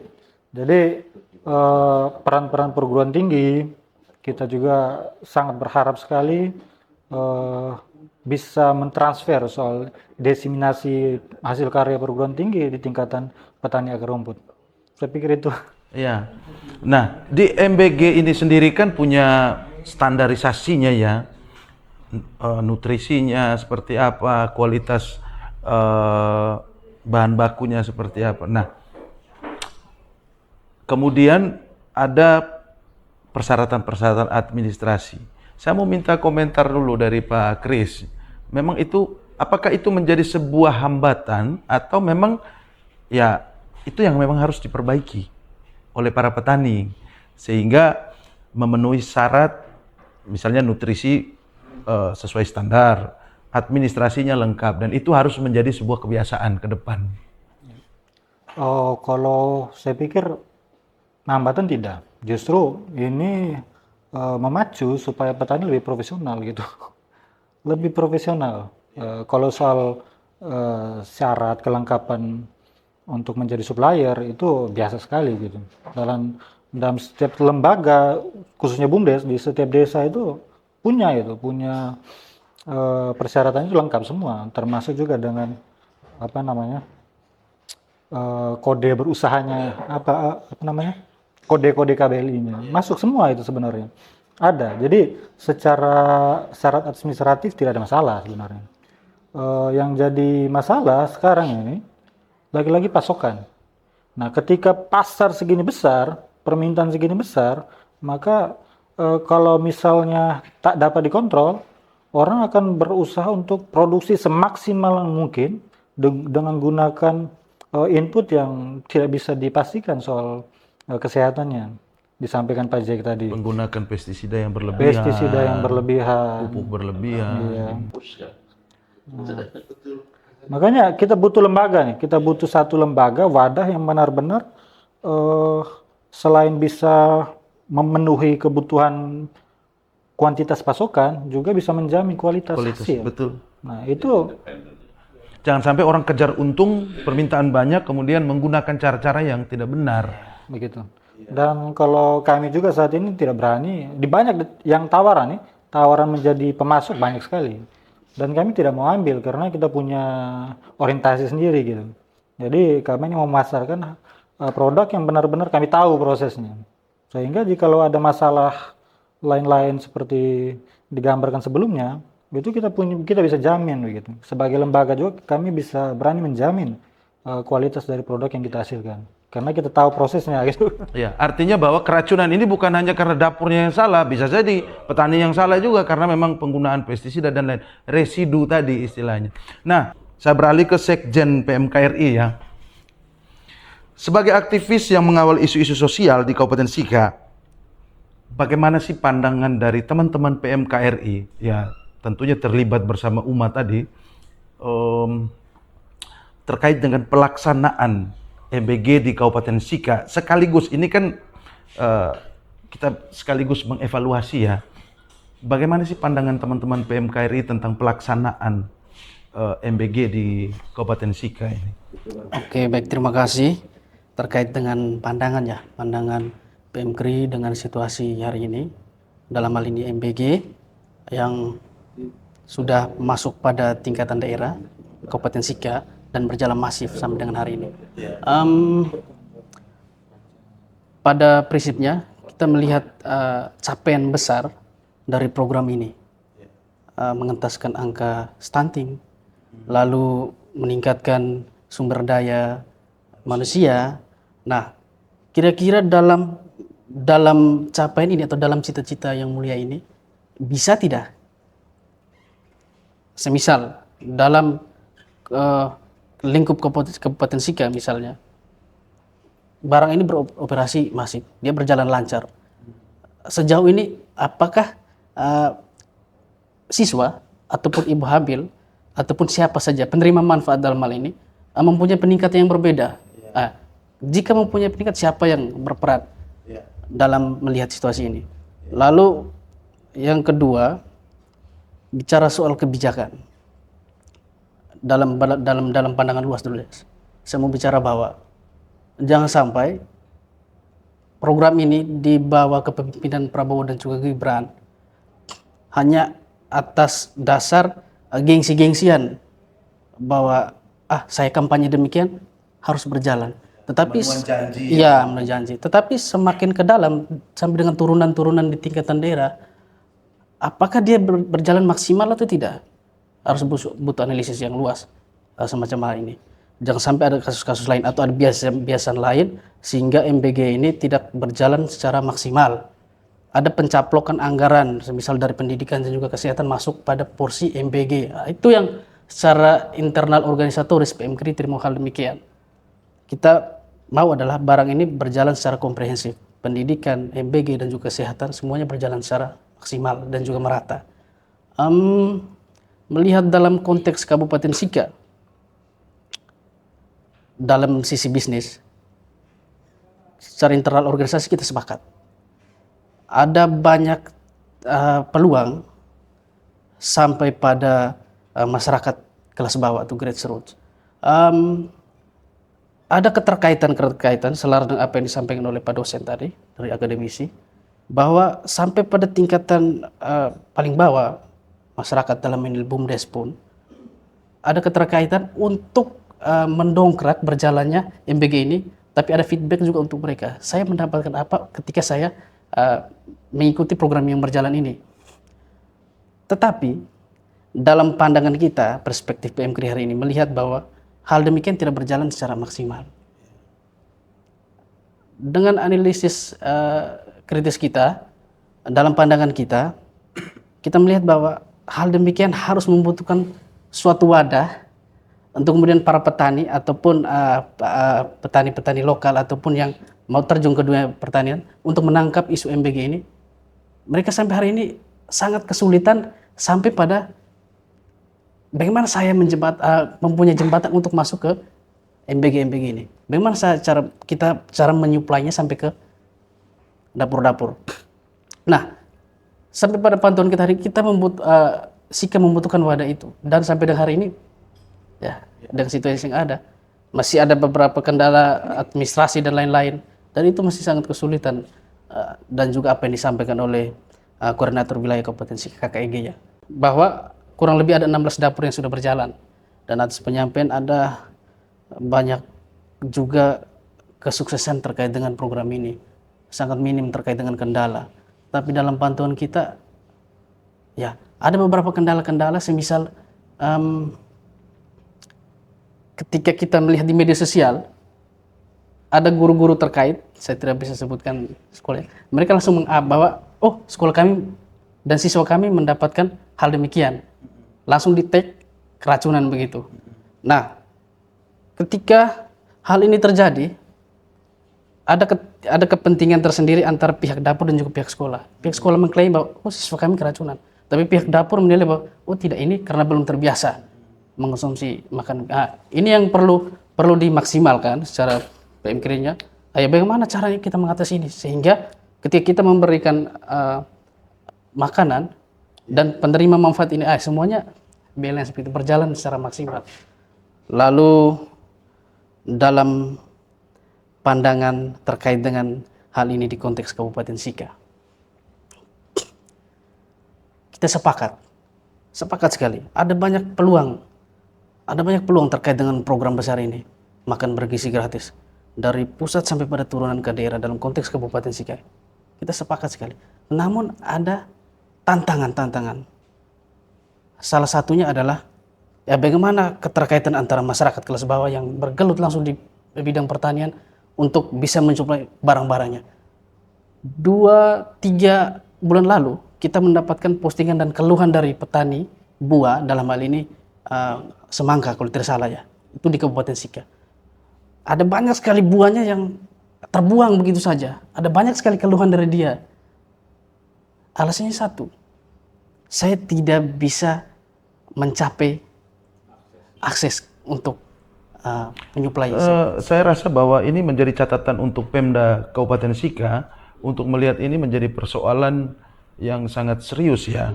Hasil pertanian yang bagus dari masyarakat kemudian tidak terserap dalam atau tidak ikut serta dalam program besar, program strategi nasional ini, MBG. Dan ini juga menjadi catatan untuk Pak Korwil ini. Saya langsung notif ke Pak Korwil saja ini. Lanjut.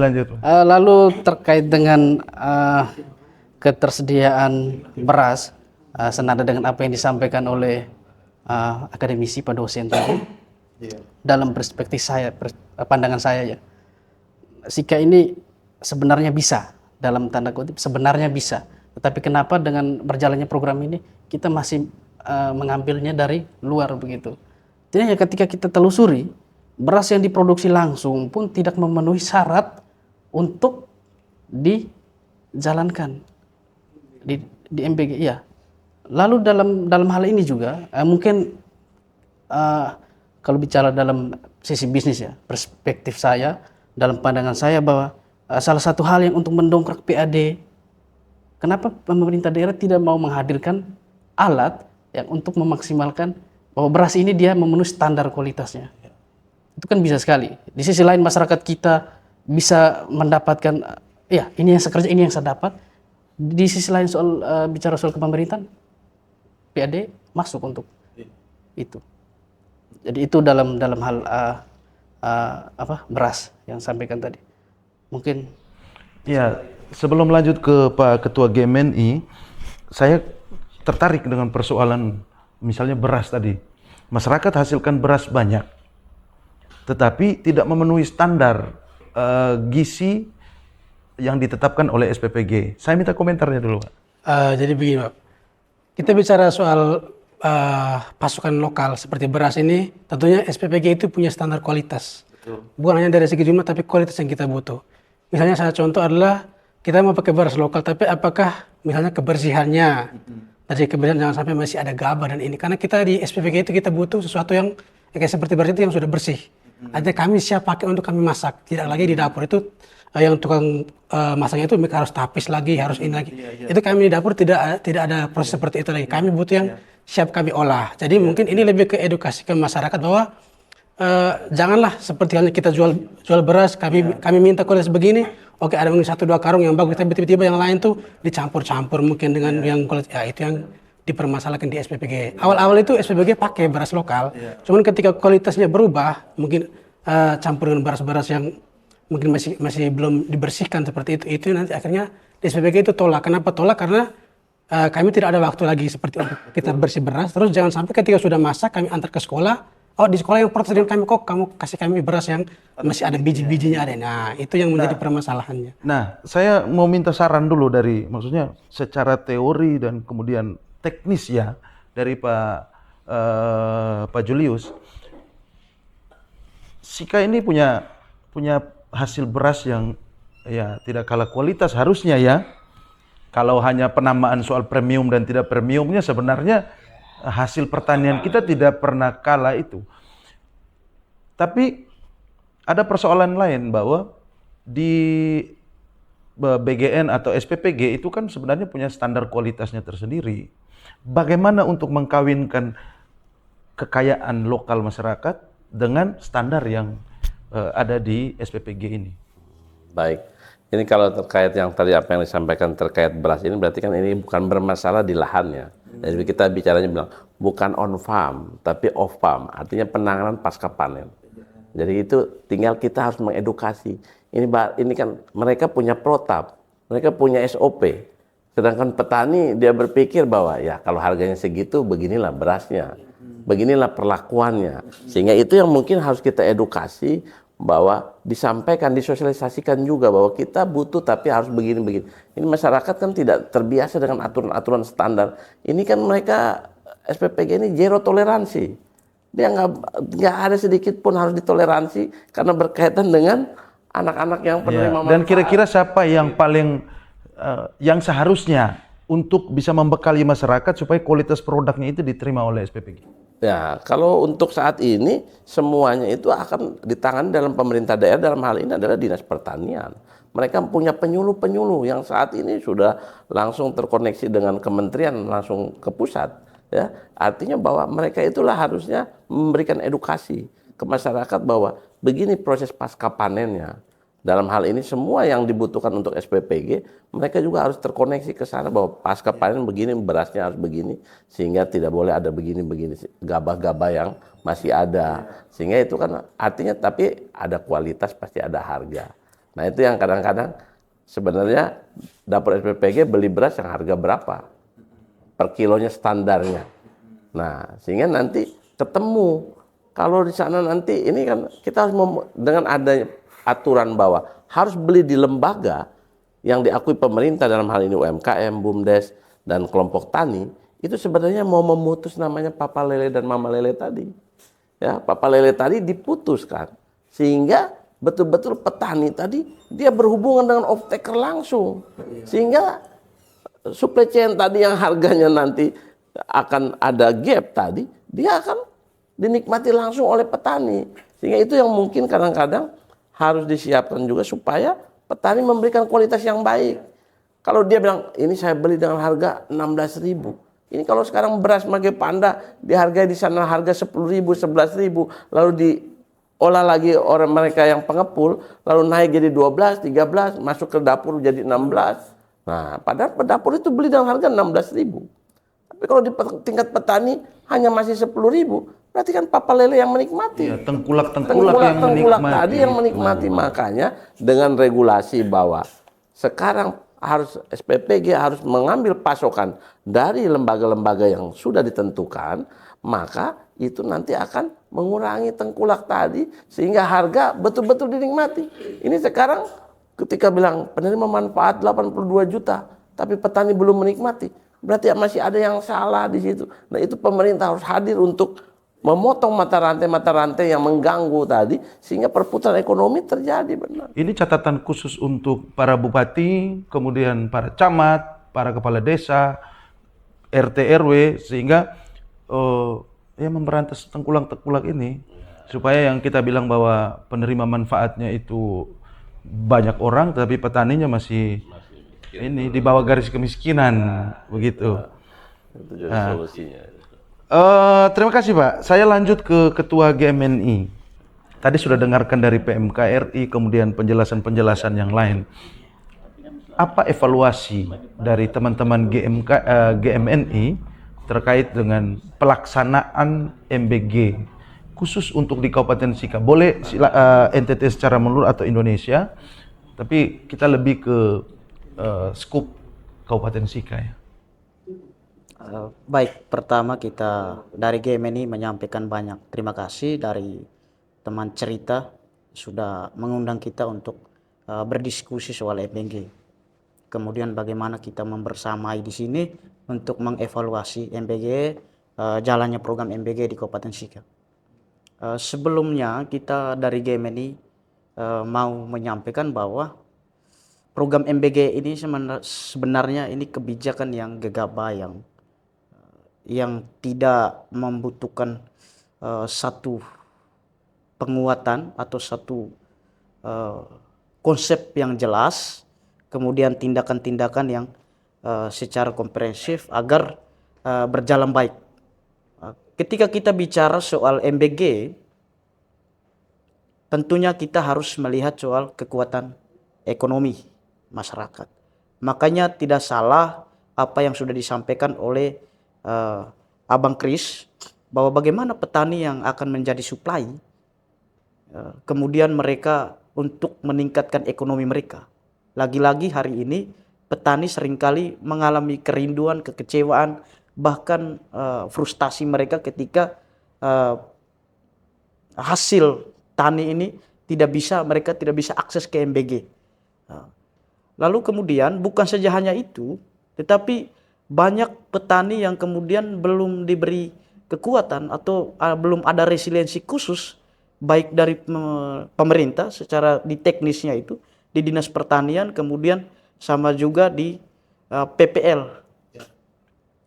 Nah, di sini maksud kita dari GMNI bahwa sebenarnya program yang harus dijalankan itu soal bagaimana koperasi merah putih yang harusnya membackupi soal bagaimana produksi petani, produksi nelayan, produksi ternak yang ada di Kabupaten Sika atau di NTT atau di secara Indonesia secara keseluruhan begitu.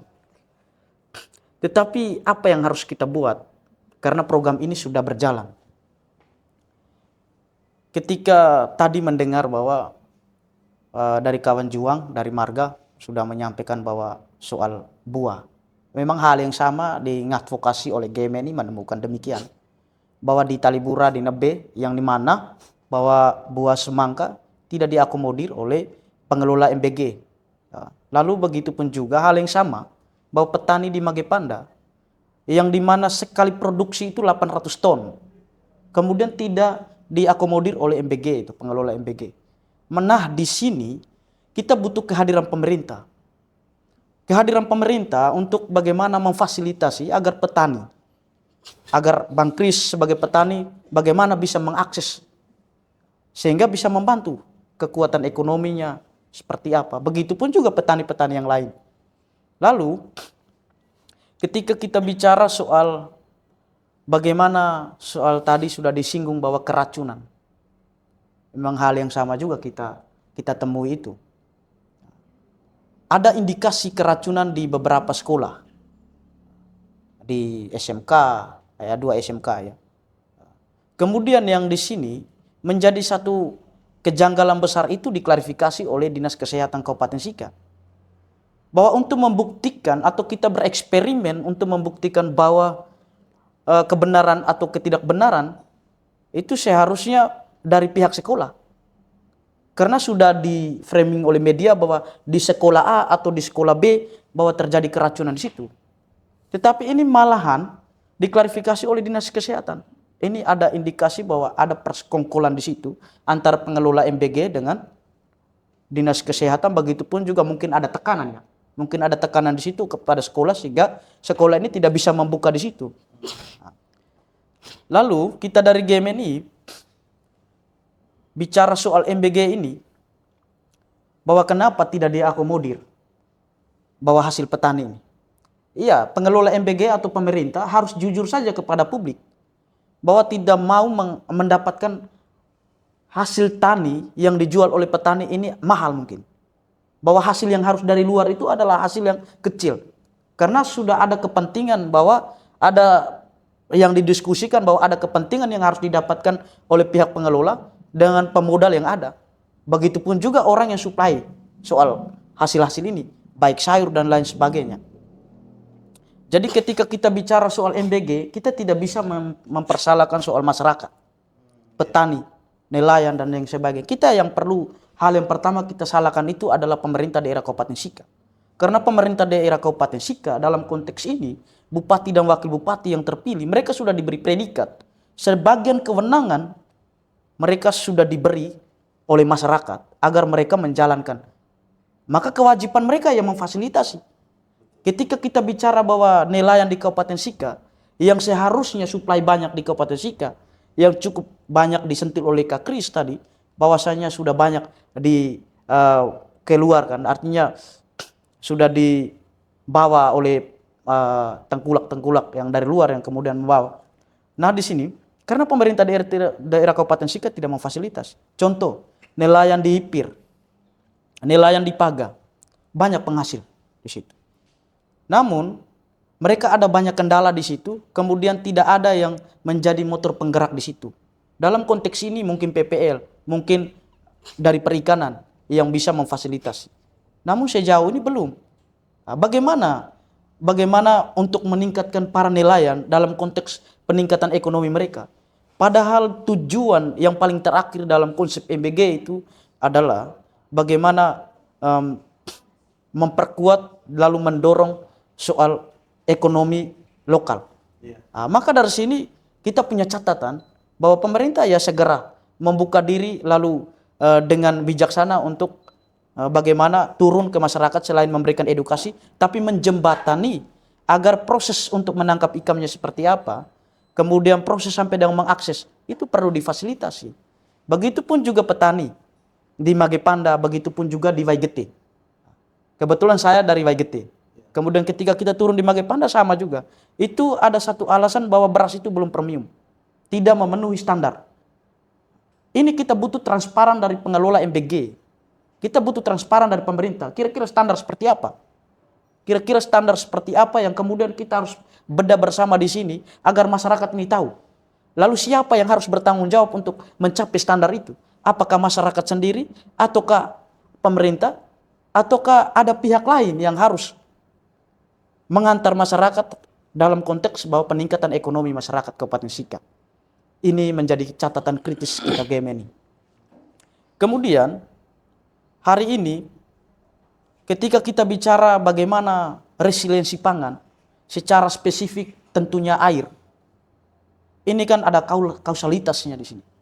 Ada hubungan sebab dan akibat di sini. Apa yang terjadi di sini? Begitu banyak lahan datar yang ada di Kabupaten Sika, tetapi tidak dimanfaatkan. Hari ini kita GMNI terus menyuarakan soal bagaimana mobil bor. Mobil bor ini dana PM dengan hari ini sudah dugaan korupsi 2,374 juta. Ini hari ini yang membuat petani yang di lahan-lahan kering itu kan tujuan daripada kehadiran mobil bor ini untuk membasahi, untuk membor air tanah, untuk membasahi lahan-lahan kering, kemudian ada kerja horti, begitupun juga Bendungan Napung Gete. Bendungan Napung Gete itu dengan semangat pemerintah pusat ini menjadi proyek strategis, kemudian sudah meluncurkan anggaran 800 miliar. Ini 800 miliar. Kemudian dalam perencanaan teknis untuk membangun infrastruktur selanjutnya itu membutuhkan anggaran sebesar 880 miliar. Namun sejauh ini belum ada rekomendasi-rekomendasi untuk mendorong bagaimana agar proses ini cepat sehingga dibangun irigasinya. Petani butuh air, tapi hari ini tidak. Makanya ketika kita kembali ke PUPR kita selalu bicara soal itu. Kita mendesak agar secepatnya proses ini, kalau soal masalah serius soal hukum, itu urusan yang berhubungan dengan hukum. Tapi bagaimana ketika ada perubahan anggaran di situ, di rapat dengar pendapat atau seperti apa di gedung DPR, coba kita sama-sama cari solusi agar mobil itu bisa digunakan, bisa diperbaiki atau seperti apa agar petani bisa mengakses air. Karena ketika kita bicara soal bagaimana kerja horti, kita bicara soal bagaimana sawah, kalau tidak ada air sama saja. Ini ada itu sementara pemerintah membohongi publik begitu. Pemerintah sementara membohongi masyarakat Kabupaten Sika. Di sini saya yakin bahwa bupati dan wakil bupati tentunya punya kapasitas, punya jejaring yang cukup kuat yang kemudian untuk bagaimana meminimalisir segala kebutuhan masyarakat Kabupaten Sika. Lalu harapan besar kita bahwa ya pemerintah cobalah membuka diri dengan kami-kami aktivis, kawan-kawan di marga, kita di sekretariat, teman-teman BEM yang ada di Kabupaten Sika, mari kita bersama-sama kolaborasi agar bagaimana MBG ini jalan baik, begitupun juga Koperasi Merah Putih jalan baik. Karena saya mengutip bahwa ketika Bung Karno pernah bicara bahwa dalam pidatonya yang terakhir kali itu dia bicara soal semangat gotong royong. Dari Trisila diperas ke Ekasila, kemudian Ekasila ini adalah gotong royong. Maka bagaimana dengan petani ini, bagaimana kita mau berdikari, tapi tidak ada fasilitas-fasilitas, tidak ada yang mampu untuk mendongkrak. Nah di sini harapan besar kita bahwa mari kita membersamai, kemudian dari pengelola MBG sering-sering kita berdiskusi soal ini agar kedepannya langsung ke pengelola MBG-nya ini. Kita berdiskusi agar kedepannya ini bukan saja Abang Kris punya kebutuhan atau hasil tani yang bisa diakomodir, tapi seluruh masyarakat Kabupaten Sika. Jadi mungkin dari kita cukup sekian. Terima kasih. Ya, saya rasa bahwa ini catatan-catatan yang perlu diperhatikan bukan cuma ke pengelola MBG. Karena kalau omong tentang Ekasila, maka inilah konteks gotong royongnya. Kita kerja keroyok rame-rame. Pemda juga harus ambil sikap untuk bagaimana sih mewujudkan MBG-nya itu sesuai dengan misi visinya program strategis nasional ini ya. Petani disiapkan, bagaimana Dinas Pertanian itu bergerak aktif dalam menyukseskan program MBG ini, kemudian dengan sektor-sektor yang lainnya. Nah, Gemini ini kasih saya kerja baru untuk bisa mengklarifikasi semua apa yang disampaikan tadi nih kepada Pemda ya. Berikut dari Frater Stefan ya, BEM IFTK Ledelero ya. Nah, kemiskinan, keterbelakangan, sumber daya manusia, KKN, hingga persoalan stunting itu masih menjadi tantangan bagi Nusa Tenggara Timur ya, khususnya di Kabupaten Sika ini. Dalam kaitan dengan program MBG saat ini, apakah MBG ini masih menjadi solusi tepat sasaran bagi persoalan stunting dan sumber daya manusia di Kabupaten Sika?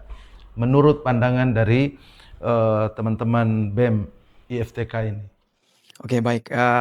Berbicara tentang MBG, tadi sudah banyak perspektif kita berbicara, Bapak dosen berbicara dari sisinya dan juga teman-teman lain juga berbicara dari sisinya. Dan memang rupanya kalau kita lihat itu persoalan MBG ini kan kemudian menjadi satu kompleks. Misalnya kita lihat ini saja. Saat kita baru melihat menu itu kita bisa melihat dari berbagai sisi. Itu bisa ke petani, ke nelayan dan segala macam. Itu baru dari sisi menu. Kita belum melihat sistem di balik itu yang lebih dalam. Saya mau katakan begini, berkaitan dengan MBG, kalau kita lihat sejak awal dirancang program MBG ini itu sudah banyak pro kontra kan? Kita lihat. Betul. Sudah banyak pro kontra. Dan itu ketika sudah berjalan dari semenjak Februari 2025 itu sampai sekarang itu tetap ada banyak pro kontra. Tetap ada banyak pro kontra. Mungkin kita lihat perkembangan terakhir kalau kita lihat di media sosial itu BM UGM dia mengkritik Presiden Prabowo dengan kebijakannya, terutama MBG. Dia menotis khusus tentang MBG. Dia membuat pemelesetan itu MBG itu maling berkedok gizi.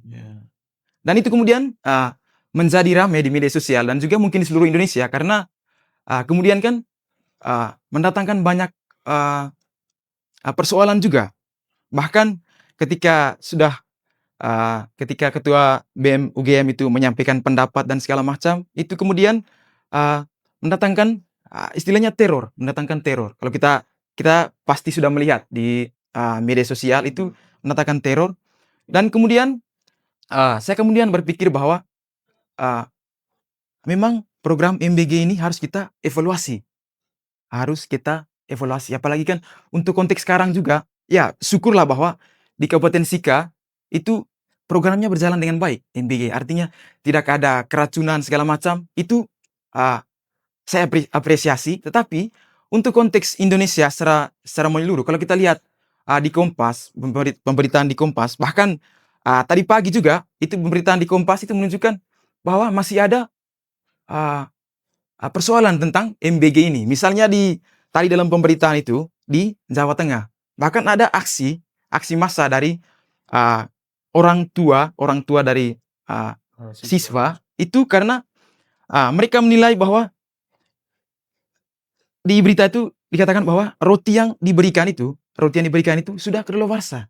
Sudah kadaluarsa dan juga itu mendatangkan kemarahan dari pihak orang tua. Artinya kan mereka mengharapkan anak-anak mereka itu menerima gizi yang baik dari MBG ini. Tapi nyatanya bahwa ada sesuatu hal yang buruk dari MBG ini. Lalu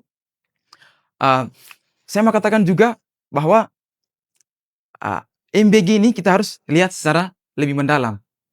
Saya katakan bahwa kita harus melihat ini merupakan persoalan sistem kalau menurut saya. Persoalan sistem artinya seperti yang dikatakan oleh Bung Iko tadi itu merupakan program yang gegabah. Saya juga mengatakan sepikiran dengan dia, saya agak sedikit dalam tanda kutip skeptis dengan program MBG ini. Sederhananya begini, karena tujuan dari MBG salah satunya selain dia meningkatkan gizi, memberantas stunting dan juga kemiskinan apa segala macam itu efektivitas sistem pendidikan. Saya lihat ketika saya melihat dari tujuan MBG itu sendiri. Tapi saya melihat bahwa ini merupakan suatu logika yang salah menurut saya. Kenapa dikatakan salah? Bahwa artinya kan saya rasa kita belum bisa menjalankan MBG untuk konteks Indonesia karena konteks masyarakat kita belum sampai pada situ. Bahkan sistem pendidikan kita itu belum begitu baik. Kenapa saya katakan belum begitu baik? Artinya kan bahwa kita mau memperbaiki sistem pendidikan tapi kita membuat jalannya itu dengan membuat program MBG. Saya melihatnya begini. Kurang begitu efektif. Artinya ketika begini, kita buat pelaksanaan MBG misalnya. Misalnya oke lah, mau memperbaiki gizi. Tapi persoalannya begini, kalau kita memperbaiki gizi, sederhananya begini, kalau kita dalam konteks satu keluarga misalnya, yang pastikan itu berhubungan dengan kemiskinan juga di sana. Misalnya begini, di sekolah misalnya, sudah mendapatkan gizi yang baik misalnya dari MBG. Tapi ketika dia pulang misalnya di rumah, itu kita harus perhatikan juga sanitasi di rumah kan. Artinya makanan di rumah apakah gizinya baik? Itu menyangkut kemiskinan juga. Baik, apakah airnya juga baik? Apakah kebersihan makanan di rumah juga baik? Sehingga kan ada berimbang nanti apakah program apa yang diidealkan oleh pemerintah, artinya meningkatkan nutrisi, itu akan berjalan dengan baik kalau misalnya itu sudah berjalan di sekolah, begitupun berjalan di rumah. Jadi menurut saya bahwa ini belum begitu efektif untuk dijalankan dalam konteks kita di Indonesia, secara khusus di NTT. Apalagi kan di NTT kita ini kan angka kemiskinan itu masih tinggi. Kemiskinan masih tinggi dan juga stunting juga saya rasa. Untuk konteks Sika ya, untuk kemiskinan itu kita data terakhir itu sekitar 11, berapa sekian persen untuk angka kemiskinan. Tapi hemat saya bahwa untuk memperbaiki sistem pendidikan, saya rasa bukan MBG itu bukan salah satu solusinya. Untuk memperbaiki sistem pendidikan, saya lebih menganjurkan bahwa program dari pemerintah itu adalah program sekolah gratis, kesehatan gratis. Saya rasa itu lebih bagus. Sekolah rakyat bisa masuk juga di sana. Artinya kan pemberdayaannya kan kalau sistemnya sudah bagus, ya otomatis kita misalnya dalam menjalankan program seperti MBK itu ya akan baik juga, Jadi saya berpikir bahwa kita harus melihat secara lebih dalam tentang konteks MBG ini. Apalagi kan kenapa saya katakan juga MBG ini, program ini sangat sensitif. Artinya untuk dana pendidikan sekarang itu sangat dalam sejarah, sepanjang sejarah. Baru kali ini dana pendidikan itu sangat tinggi. Dan itu 700-an sekian triliun untuk 1 tahun. Apalagi kan dana MBG ini kan satu hari itu dia 1, sekian ini triliun. Ini sensitif. Apalagi pengelolaannya juga dari APBN. Lalu kita melihat konteks sekarang, gaji guru itu sangat rendah loh sekarang. 300-an sekian kan. Itu kasihan juga guru-guru. Jadi saya merasa bahwa kita harus perhatikan sistem dulu, pendidikan untuk mengatasi persoalan-persoalan yang misalnya kemiskinan apa segala macam. Kalau hanya diberantas hanya dengan menggunakan MBG, saya rasa itu kurang begitu tepat. Lalu akhir-akhir ini juga Presiden Prabowo itu membuat analisa ketika melihat konteks di luar negeri, misalnya di Jepang. Ya, MBG sudah berjalan dan mereka itu berjalan sangat baik semenjak ratusan tahun yang lalu. Itu di Jepang itu. Tapi itu terjadi karena apa? Sistem mereka sudah bagus. Sehingga tidak ada kesulitan dalam menjalankan MBG. Dan begitu juga di Korea Selatan. Itu sistemnya sudah bagus. Dan juga salah satu yang kegagalan dalam proses MBG ini kan salah satunya di Kolombia. Itu ada indikasi korupsi di sana, korupsi besar-besaran di sana. Sehingga kemudian pernyataan dari Bapak Prabowo yang menyatakan bahwa kita belajar dari persoalan ini untuk melihat program MBG ini berjalan dalam konteks Indonesia kan. Artinya bahwa sebuah program yang dijalankan itu harus dipersiapkan secara baik, direncanakan secara baik supaya tidak terjadi kegagalan-kegagalan sebagaimana pengalaman-pengalaman di negara-negara lain. Ya, dan tentunya juga artinya begini, kenapa saya sedikit menyetir apa yang disampaikan oleh Ketua BEM UGM itu, yang terutama untuk pembelesetan maling berkedok gizi itu kan. Dia katakan bahwa hati-hati juga karena ini dana yang besar dan berkaitan dengan uang, ini kan sensitif kan, Lalu untuk ada pemberitaan di media dan juga itu ada dugaan korupsi di berbagai tempat. Artinya kan begini, orang tua melihat bahwa satu porsi itu kan biasanya kan ya ditetapkan 10.000 ya, 10.000 untuk satu porsi. Tapi ketika orang tua melihat, artikan bahwa ada ketidaksesuaian dengan ini harga satu porsi. Bisa jadi 8.000 atau 6.000 untuk satu porsi. Jadi hati-hati di sini.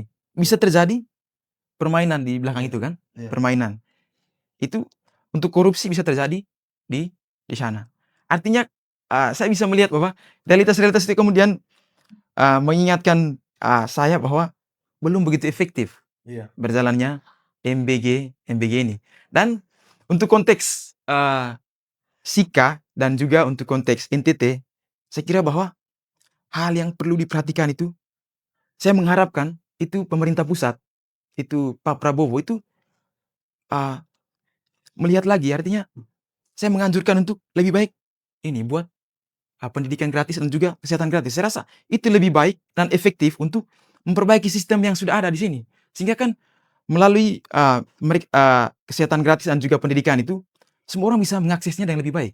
Bahkan dari keluarga-keluarga yang rata-rata ekonominya paling rendah sekalipun. Artinya mereka bisa menjangkau itu. Sehingga mereka setidaknya kan bisa mengakses dan tidak ada istilahnya kan kalau mereka mau meningkatkan gizi, itu kan mereka bisa membuat ini pemeriksaan gratis atau apa, sehingga perkembangan mereka tetap ini terjangkau kan. Tapi kalau ini hanya difokuskan untuk MBG, saya kira itu belum efektif untuk konteks kita. Dan tidak akan berpengaruh juga saya rasa. Tidak akan berpengaruh juga untuk memberantas stunting dan juga kemiskinan di NTT untuk kalau kita melihat korelasinya dengan MBG ini. Dan juga penting juga, kalau memang MBG ini dijalankan, evaluasinya harus jelas. Artinya begini, kalau misalnya dijalankan, kita harus lihat evaluasinya. Apakah efektivitas belajar siswa itu meningkat setelah MBG itu? Apakah dia semangatnya semakin meningkat? Apakah dia tidak mengantuk ketika selama berjalannya MBG ini? Apakah dia efektif untuk mengikuti pelajaran? Itu kan yang perlu diperhatikan kan. Kalau hanya misalnya sudah formalitas saja kita kasih MBG untuk hari ini, oke, sekian. Sudah selesai untuk hari ini, lalu pikirkan besok. Apakah outputnya itu betul-betul efektif bagi penerima itu, penerima manfaat itu. Itu yang penting juga. Dan juga kita harus lihat evaluasinya, saya rasa harus berkala untuk buat itu kan. Artinya sejauh mana peningkatan nutrisi itu setelah dia menikmati makan bergizi gratis itu. Jadi saya kira kurang begitu tepat untuk menjalankan MBG. Dan kalaupun memang itu tetap dijalankan, evaluasinya harus secara transparan dan juga harus ada kerjasama yang baik di antara stakeholder yang ada. Misalnya dalam pemerintah itu, misalnya Pemda untuk konteks SIKA harus lebih aktif untuk itu kan, sehingga tidak terjadi kesalahan. Karena ini menyangkut peningkatan gizi loh ini. Karena kalau salah saja bisa tambah turun loh gizinya kan, tambah buruk. Bukan itu lagi menjadi persoalan. generasi Indonesia emas tahun 2045, tapi Indonesia cemas jadinya. Itu yang kita ini. Jadi poinnya bahwa ya oke lah MBG dijalankan, tetapi perlu ada kerjasama yang baik dari berbagai stakeholder yang ada, terutama pemerintah. Pemerintah itu pionir untuk menjalankan, sehingga para petani bisa mengakses dengan baik, dan juga SPPG juga berjalan dengan baik. Artinya saling ada komunikasi yang baik. Mungkin. Saya rasa ini masukan yang sangat bagus, catatan untuk banyak pihak ini, karena ini kita kan kerja gotong royong. Soal ada pemerintah, ada pengelola MBG-nya, kemudian petani, representasi rakyat di sini untuk terus mengontrol, termasuk akademisi bagaimana menggerakkan, mengajarkan kepada petani dan lain-lain sebagaimana dijelaskan oleh Pak Julianus tadi. Nah, saya masih ada satu hal yang kemudian masih terngiang-ngiang dalam saya punya otak terkait apa yang disampaikan oleh Pak Ketua Gemeni tadi. Ketika ada terjadi kasus keracunan, Dinkesnya memberi klarifikasi, kemudian sekolahnya juga memberi klarifikasi. Bagaimana mekanismenya terkait dengan kasus-kasus seperti ini, Pak? Oke, Pak, terima kasih. Jadi kalau kita berbicara soal kejadian menonjol atau keracunan, kita kan tidak bisa ambil keputusan kenapa harus Dinkes yang kasih klarifikasi. Karena apa? Karena sampel makanan itu mereka harus periksa di lab. Artinya untuk mengetahui bahwa oh ini keracunan atau oh ini tidak, harus diperiksa sampel makanan itu, baru diketahui makanan ini apakah benar-benar mengandung racun atau tidak. Sehingga sebenarnya yang punya hak untuk mengklarifikasi itu adalah pihak dari Dinas Kesehatan, karena mereka yang punya akses ke situ sampai untuk pemeriksaan sampel. Nah, selain dari Dinas Kesehatan itu, kita juga harus melakukan evaluasi dan juga mungkin wawancara kembali kepada pihak SPPG-nya, juga termasuk ke siswa. Artinya, misalnya SPPG-nya, makan hari ini ada mengalami kejadian menonjol, kita cek ke sekolahnya, cek ke SPPG-nya. Ini bahan bakunya pesan di mana, terus mulai produksinya dari jam berapa, terus pengantarannya jam berapa ke sekolah, sampai sekolah jam berapa, lalu di sekolah itu siswa-siswanya itu makan jam berapa, apakah sudah sesuai dengan SOP atau tidak. Begitu juga kita ke pihak sekolahnya komunikasikan apakah misalnya makanan datang, apakah ditempatkannya itu di mana, lalu mulai makan jam berapa, lalu gejala muncul itu tuh apakah langsung setelah makan ataukah mungkin sudah 1-2 jam atau mungkin ketika di rumah. Nah itu harus kita cari bersama di mana letak masalah, baru kita ambil kesimpulan di situ. Nah yang salah satu yang menjadi hal yang utama adalah bahwa di sampel makanan itu tadi harus diperiksa dulu oleh dinas kesehatan. Ketika misalnya ditemukan bahwa oh ini makanan ini mungkin dari ikannya ada bakteri salmonella atau segala macam. Nah di situ dinas kesehatan dia yang mengambil peran penting karena dia yang punya hak untuk bisa menyampaikan keluar. Kita tidak bisa memberi klarifikasi karena apa? Karena kita tidak punya akses untuk seperti pemeriksaan lab dan segala macam seperti itu. Nah, saya rasa bahwa berbagai evaluasi yang kita sampaikan dari tadi ada satu permasalahan dasar, yaitu kemampuan pemerintah untuk berkomunikasi secara baik sehingga masyarakat itu memperoleh informasi yang benar-benar valid dan memang benar-benar transparan sehingga tidak terjadi disinformasi. Dan ini kasus terjadi di mana-mana sih, bahwa ada disinformasi, hoax itu berkembang pesat, kemudian bahkan menjurus kepada provokasi itu disebabkan karena memang saluran informasi yang disampaikan kepada publik itu tidak benar. Pemerintah tidak transparan dan sebagainya. Saya minta tanggapan dulu dari Pak Ketua Gemeni dulu. Baik, terima kasih atas kesempatan kedua kalinya untuk ini. Saya beranjak dari keterangan atau penjelasan dari Korwil, Abang Korwil yang tadi sudah sampaikan bahwa di MBG, pengelola MBG itu sendiri ada alegisinya di situ. Yes, betul. Namun ketika bicara soal klarifikasi, kemudian harus ini menjadi wewenangnya dinas kesehatan, ini menjadi satu kejanggalan juga bagi kita. Tapi dalam kerjasama gotong royong untuk menyukseskan ini agar jalan baiknya ini tidak menjadi masalah persoalan ini. Kemudian sempat Abang singgung soal bagaimana ini menjadi harus peran pemerintah dalam hal membangun komunikasi publik yang baik agar kiranya ke depannya ini bisa memperkuat atau memberikan informasi yang jelas kepada masyarakat atau kepada publik Kabupaten Sika, sehingga masyarakat ini bisa mencerna dengan baik dan benar soal ini, sehingga tidak ada hal-hal yang kemudian masyarakat dengan begitu langsung menyerap bahwa atau menjustifikasi bahwa oh ternyata pengelola MBG ini tidak benar, atau mempersoalkan bahwa oh ini pemerintah yang tidak benar, ataukah mungkin oknum siapa yang tidak benar begitu. Nah, kemudian saya ingin kita masuk soal bagaimana soal MBG ini menjadi satu solusi untuk meningkatkan kualitas belajar, kemudian untuk meningkatkan pengetahuan anak-anak baik SD, PAUD, SMP, bahkan SMA. Saya pikir bahwa hal yang sama juga yang sudah disampaikan bahwa Ketua BEM EFTK tadi, bahwa ini bukan menjadi satu solusi yang paling utama. Ketika kita bicara soal bagaimana menyiapkan Indonesia Emas 2045 dengan menyiapkan adik-adik atau anak sekolah hari ini, tentunya kita mulai persiapkan diri. Pertama itu ekonomi, yang kedua soal bagaimana di SD-SD itu yang harus difokuskan itu soal guru-guru yang paham atau guru-guru yang paham baik soal psikologis. Itu yang kedua. Yang ketiga itu pemerintah. Kenapa kita harus mendorong bahwa pemerintah harus mempersiapkan kekuatan ekonomi masyarakat Kabupaten Sika atau secara seluruhnya masyarakat Indonesia?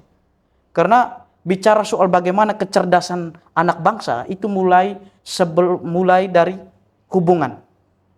Ketika ada ada perkawinan di situ antara suami dan istri, ada hubungan sehingga sudah diikat apa semua, itu ada H-70. Ada H-70 yang bisa dilakukan antara seksualitas antara suami dan istri. Ketika ada kekuatan ekonomi di situ. Jadi sebelum ada hubungan yang akan dilakukan secara biologis antara suami dan istri, bahwasanya mereka harus mengkonsumsi 4 sehat 5 sempurna. Ya, dalam dunia kesehatan. Sehingga pada H-70 ini mereka bisa melakukan hubungan. Kemudian dipersiapkan lagi dari dalam kandungan sampai dengan proses melahirkan. Artinya bahwa bukan ujuk-ujuk ketika orang sudah besar segala macam baru makan bergizi gratis kemudian langsung pintar. Nah, harus dipersiapkan dari kecil, dari janin dan sebagainya itu. Siap. Kemudian Abang, perlu kita sampaikan bahwa apakah hari ini semangat adik-adik dari PAUD, SD, SMP, bahkan SMA, semangat mereka ke sekolah ini karena kesadaran mereka untuk belajar, ataukah semangat mereka sekolah ini karena untuk mau makan? Ini jelas, kita turun menemukan demikian.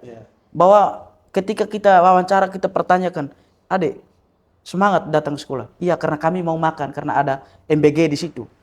Yang harus menjadi tolak ukur itu adalah bagaimana mereka punya kesadaran agar mereka datang belajar, kemudian ada prestasi yang lebih meningkat lagi. Nah, jadi ini menjadi satu catatan khusus bahwa MBG bukan menjadi solusi yang paling tepat untuk mengantar anak bangsa ke depannya ke 2045 Indonesia emas. Tetapi harus diperhatikan itu, pertama itu secara psikologis, penguatan ekonominya, kemudian dengan fasilitas pendidikannya, baik sekolah gratis, kesehatan gratis yang sudah diterangkan tadi, kami pikir bahwa ini menjadi satu solusi yang paling dasar untuk bagaimana membawa Indonesia emas ke depan. Mungkin demikian. Ya, saya rasa bahwa saran, evaluasi, pesan, rekomendasi dari semua para narasumber tadi sudah disampaikan bahwa kepada Pemda harus melakukan koordinasi, mengurus ini dan itu, kemudian kepada teman-teman para pengelola MBG, kemudian bagaimana para petani mempersiapkan diri masuk ini, membaca sebagai sebuah peluang, juga kepada teman-teman mahasiswa, aktivis untuk terus mengawasi dan mengevaluasi berbagai program dan diterima oleh pemerintah sebagai bahan kritik yang bisa saling diperbaiki. Itulah yang disebut dengan konsep gotong royong, sebagaimana yang ditegaskan oleh Ketua GMNI cabang Maumere ya. Dan mungkin ada tambahan lain lagi, pesan dari Pak Kris dulu. Baik, sudah banyak yang kita bahas dari tadi dan ada catatan kritis juga dari kawan-kawan aktivis. Itu luar biasa memang. Tapi kami melihat begini, ini program bagus, program strategis nasional. Saya yakin juga tidak sekedar lahir turun dari langit ini program. Pasti ada kajian secara mendalam dan holistik soal ini. Kalau misalnya persoalannya masalahnya di sistem, ya, maka solusinya bukan dengan mengganti sebenarnya gitu. Jadi kalau kotornya di kuku, jangan jarinya yang dipotong, gitu kan. Nah, bicara soal investasi pendidikan ini investasi masa depan. Tidak bisa juga kita ukur dengan 1-2 tahun, tidak cukup waktu itu. Memang saat ini secara nasional perhatian soal pendidikan dan masalah nutrisi ini sudah dimulai bahkan dari PAUD. Jadi posyandu sekarang ada juga posyandu remaja, bahkan sekarang sudah umum, bukan lagi hanya bayi balita dan PAUD gitu. Nah, persoalan ini kalau dari kami segi pemasok petani langsung, memang persoalan sekarang ini sistem pertama, terus kelembagaan. Lagi-lagi yang seperti digambarkan sebelumnya, masalah kelembagaan kita ini masih carut marut gitu. Kita fokus saja, gini, kita lihat deh di pertanian Kabupaten Sika, untuk meningkatkan produktivitas, lagi-lagi subsidi pupuk, subsidi benih, bantuan ini, bantuan itu semakin menciptakan ketergantungan. Sebenarnya begini, coba ya, dalam komunitas kami membayangkan satu pola yang profesional. MBG silakan tetapkan standarnya seperti apa yang harus dipenuhi sebagai petani gitu. Bukan hanya kuantitas tapi kualitasnya. Kita petani Sika ini orang-orang hebat kok. Kita bisa penuhi itu. Tapi kita butuh lembaga yang benar-benar profesional gitu. Saya pikir hadirnya KDMP hari ini tidak menjawab persoalan kelembagaan. Ya, kehadiran KDMP. Kenapa? Semuanya sistem top down, bukan lahir dari bawah, persoalan masyarakat. Bayangkan saja investasi di fisik 1,6, ya kan? Dana desa sudah dipotong. Kita mau penguatan ketahanan pangan, 20% dari dana desa. Itu tidak lagi seperti tahun 2025. Sudah dipotong, rata-rata di Kabupaten Sika tidak lebih dari 300 juta dari dana desanya. Ya kan? Tersisa. Ya, tersisa kurang dari 300 juta. Itu persoalan. Jadi dengan hadirnya KDMP, awalnya kita merindukan ada satu lembaga koperasi yang benar-benar seperti semangatnya koperasi Bung Hatta, dari rakyat, oleh rakyat, dan untuk rakyat. Semangat ini kita butuh. Jadi koperasi selain jadi wadah, dia juga punya potensi untuk pemasaran hasil, menjamin pasokan dan menjamin harga, sehingga nilai tukar petani masih bagus. Kami membayangkan satu sistem begini, kalau misalnya daftar kebutuhan, kualitas dan standar pasokan itu dipubliskan secara besar-besaran, transparan, ya, lewat e-katalog, mungkin bagus itu. Jadi kita petani lewat syarat-syarat dan kelembagaan yang ada, kita berusaha untuk memenuhi standar ini, gitu. Jadi kalau misalnya toh kelompok-kelompok atau supplier tidak bisa memenuhi, maka bisa didukung kebutuhan lain. Sehingga kalau misalnya kebutuhan dari dapur untuk menu besok sudah terpenuhi, kita bisa pikirkan lagi untuk dapur yang berikutnya, gitu. Jadi sistemnya yang dibangun, gitu. Kelembagaannya diperkuat. Nah, investasi di kelembagaan petani itu murah. Ya, kenapa? Karena kita cukup bangun sistemnya, gitu. Ketika permasalahan petani soal peningkatan produktivitas, lagi-lagi bantuan pupuk, bantuan benih, itu tidak menjawab masalah kita selama ini sebenarnya. Pernah tidak ada kajian secara holistik masalah peningkatan masalah produktivitas petani yang terbatas tadi. Jadi jangan lagi pola-pola ini dari top down semua, gitu. Kita tahu KDMP hari ini nanti pembangunan gerainya itu dari Agrinas, kita tahu. Kemudian nanti supplier yang ngisi di gerainya sudah ada orangnya, gitu. Jadi orientasi lagi-lagi program besar ini orientasinya proyek semua. Tidak akan berdampak secara nyata di tingkatan petani dan masyarakat akar rumput. Itu yang menjadi soal. Jadi kalau kita lihat secara menyeluruh, ini program bagus, program strategis sekali. Tapi memang untuk barang baru memang kita perlu banyak belajar, gitu. Perlu banyak belajar, perlu banyak diperbaiki, dan perlu banyak kontrol masyarakat. Contoh begini, kalau misalnya ada sekolah-sekolah yang tidak terserap porsi MBG-nya karena mungkin ada yang tidak hadir. Nah, tapi tetap uang pemerintah itu dalam yang masuk ke MBG posisinya sudah dihitung sama, gitu. Stabil. Iya, banyak juga laporan kalau perangkat desa terima MBG, dapat. Ya ada perangkat desa terima MBG karena kebetulan PAUD-nya dekat desa, gitu. Ada kelebihan dari porsi itu diterima orang yang lagi lingkar-lingkar di pinggir jalan. Karena apa? Karena punya koneksi di MBG. Itu kita ketemukan itu. Kemudian yang berikut untuk jadi pemasok juga. Untuk menjadi pemasok ya ada hubungan kedekatan emosional antara pengelola dan mereka. Jadi memutuskan tengkulak ini sekarang masih jauh, gitu. Masih jauh semangat itu. Jadi untuk sekarang ya memang itu persoalan umum, ya. Jadi kalau mau diperbaiki, kita perbaiki sistemnya, kita perbaiki secara kelembagaannya, dan berupaya transparan, begitu. Jadi hari ini satu dapur salurkan berapa, ya masyarakat butuh tahu dong. Seharusnya kan seperti itu.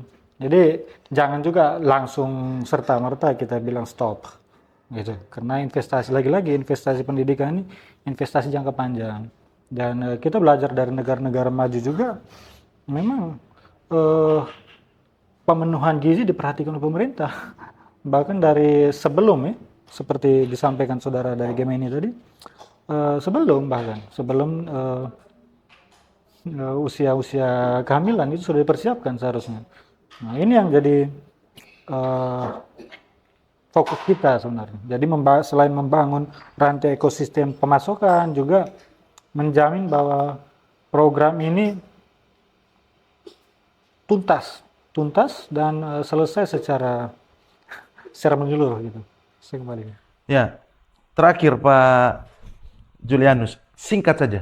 Baik, ya. Pertama saya mengapresiasi pemikiran-pemikiran adik-adik mereka, ya, dari PMKRI, dari GMNI, dari IFTK terkait pemikiran kritisnya tadi, ya. Tapi sekarang kita melihat realita bahwa sekarang program sudah jalan, ya, gitu. Terlepas dari kita mau berubah atau tidak, sekarang kita jalan. Bagaimana sekarang kita menyukseskan program ini, ya. Pada prinsipnya bahwa dengan adanya program ini, kalau kami dari akademisi, ya kita mendukung penuh program ini, ya. Terutama kalau kami dari aspek pertanian, ya, ini untuk meningkatkan animo. Kenapa ada nomenklatur harus petani milenial? Itu karena selama ini regenerasi petani kita lihat sudah mau hampir terputus. Sedangkan kita ini butuh pangan berkelanjutan sampai, ya, peradaban ini hilang. Selama masih ada peradaban, kita masih butuh pangan. Ketika ini dibangkitkan dengan adanya MBG, itu kan harusnya animo anak angkatan muda untuk menjadi petani milenial, sehingga kita ini sudah untuk bicara tentang ketahanan pangan, kita merdeka pangan. Selama ini kan kita semua swasembada semua. Ya, saat ini sudah dimerdekakan oleh Presiden bahwa kita bisa swasembada pangan. Sebelumnya adalah tahun 84. Bayangkan, ya, berapa puluh tahun kita itu dijajah, ya. Dijajah di era modern bahwa kita harus beli beras Thailand. Kita harus beli beras Vietnam. Hari ini kita berani katakan kita berasnya lebih. Kita swasembada pangan. Nah, di situ yang sekarang pertanyaannya, siapa yang mau mengelola kalau bukan anak-anak muda itu? Nah, disitulah mudah-mudahan dengan adanya MBG ini mereka akan terbuka pikirannya sehingga animo untuk kuliah pada jurusan-jurusan yang berkaitan dengan pertanian itu semakin tinggi, ya, gitu. Nah, sekaligus promosi, ya, gitu, ya, gitu. Sehingga itulah, ya, akhirnya bahwa ketika itu animonya tinggi. Nah, kami di sini Kabupaten Sika di fakultasnya kami itu sekarang namanya sudah berubah jadi sebuah fakultas namanya Teknologi Pangan, Pertanian dan Perikanan. Di dalamnya itu kami mencakup pertanian secara menyeluruh, baik kelautan, ya, pertanian, peternakan, bahkan teknologi pangannya. Sehingga kami punya 5 program studi, ada teknologi pangan, ada peternakan, ada agribisnis, ada agroteknologi, dan ada manajemen sumber daya perairan. Artinya bahwa dengan adanya Unipa ini kita, dengan adanya Fakultas FTP 3 atau Fakultas Teknologi Pangan, Pertanian dan Perikanan tadi, kita mau mendorong, ya. Salah satunya kita juga ikut menyukseskan program ini, kita membuka diri. Fakultas kami membuka diri untuk apa? Bekerja sama dengan kelompok tani, masyarakat tani, untuk apa sih yang mau diminta ilmunya dari kami? Pak, bagaimana bertani yang benar, bagaimana membuat pupuk, bagaimana penanganan pasca panen, bagaimana pengendalian hama secara terpadu, itu kita siap membuka diri.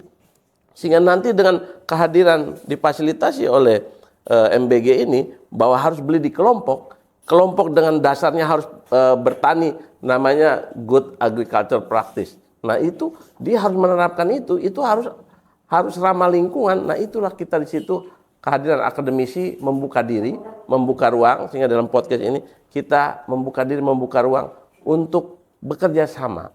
Masyarakat tani, kelompok tani, BUMDes ataupun siapa saja yang membutuhkan terkait pertanian, kita membuka diri untuk bekerja sama untuk memberikan yang terbaik, baik untuk Kabupaten Sika maupun program-program pemerintah lainnya.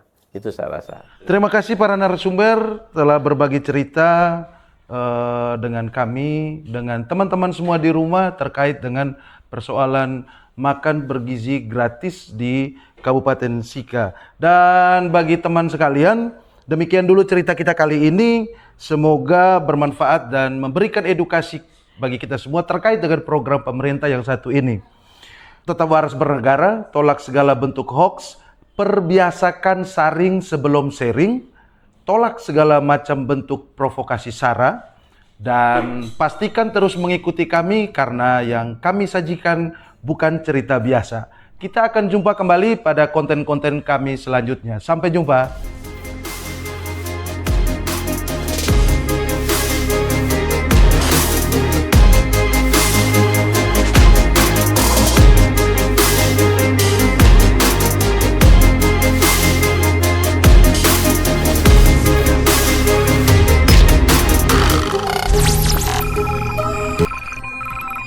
Teman cerita bukan cerita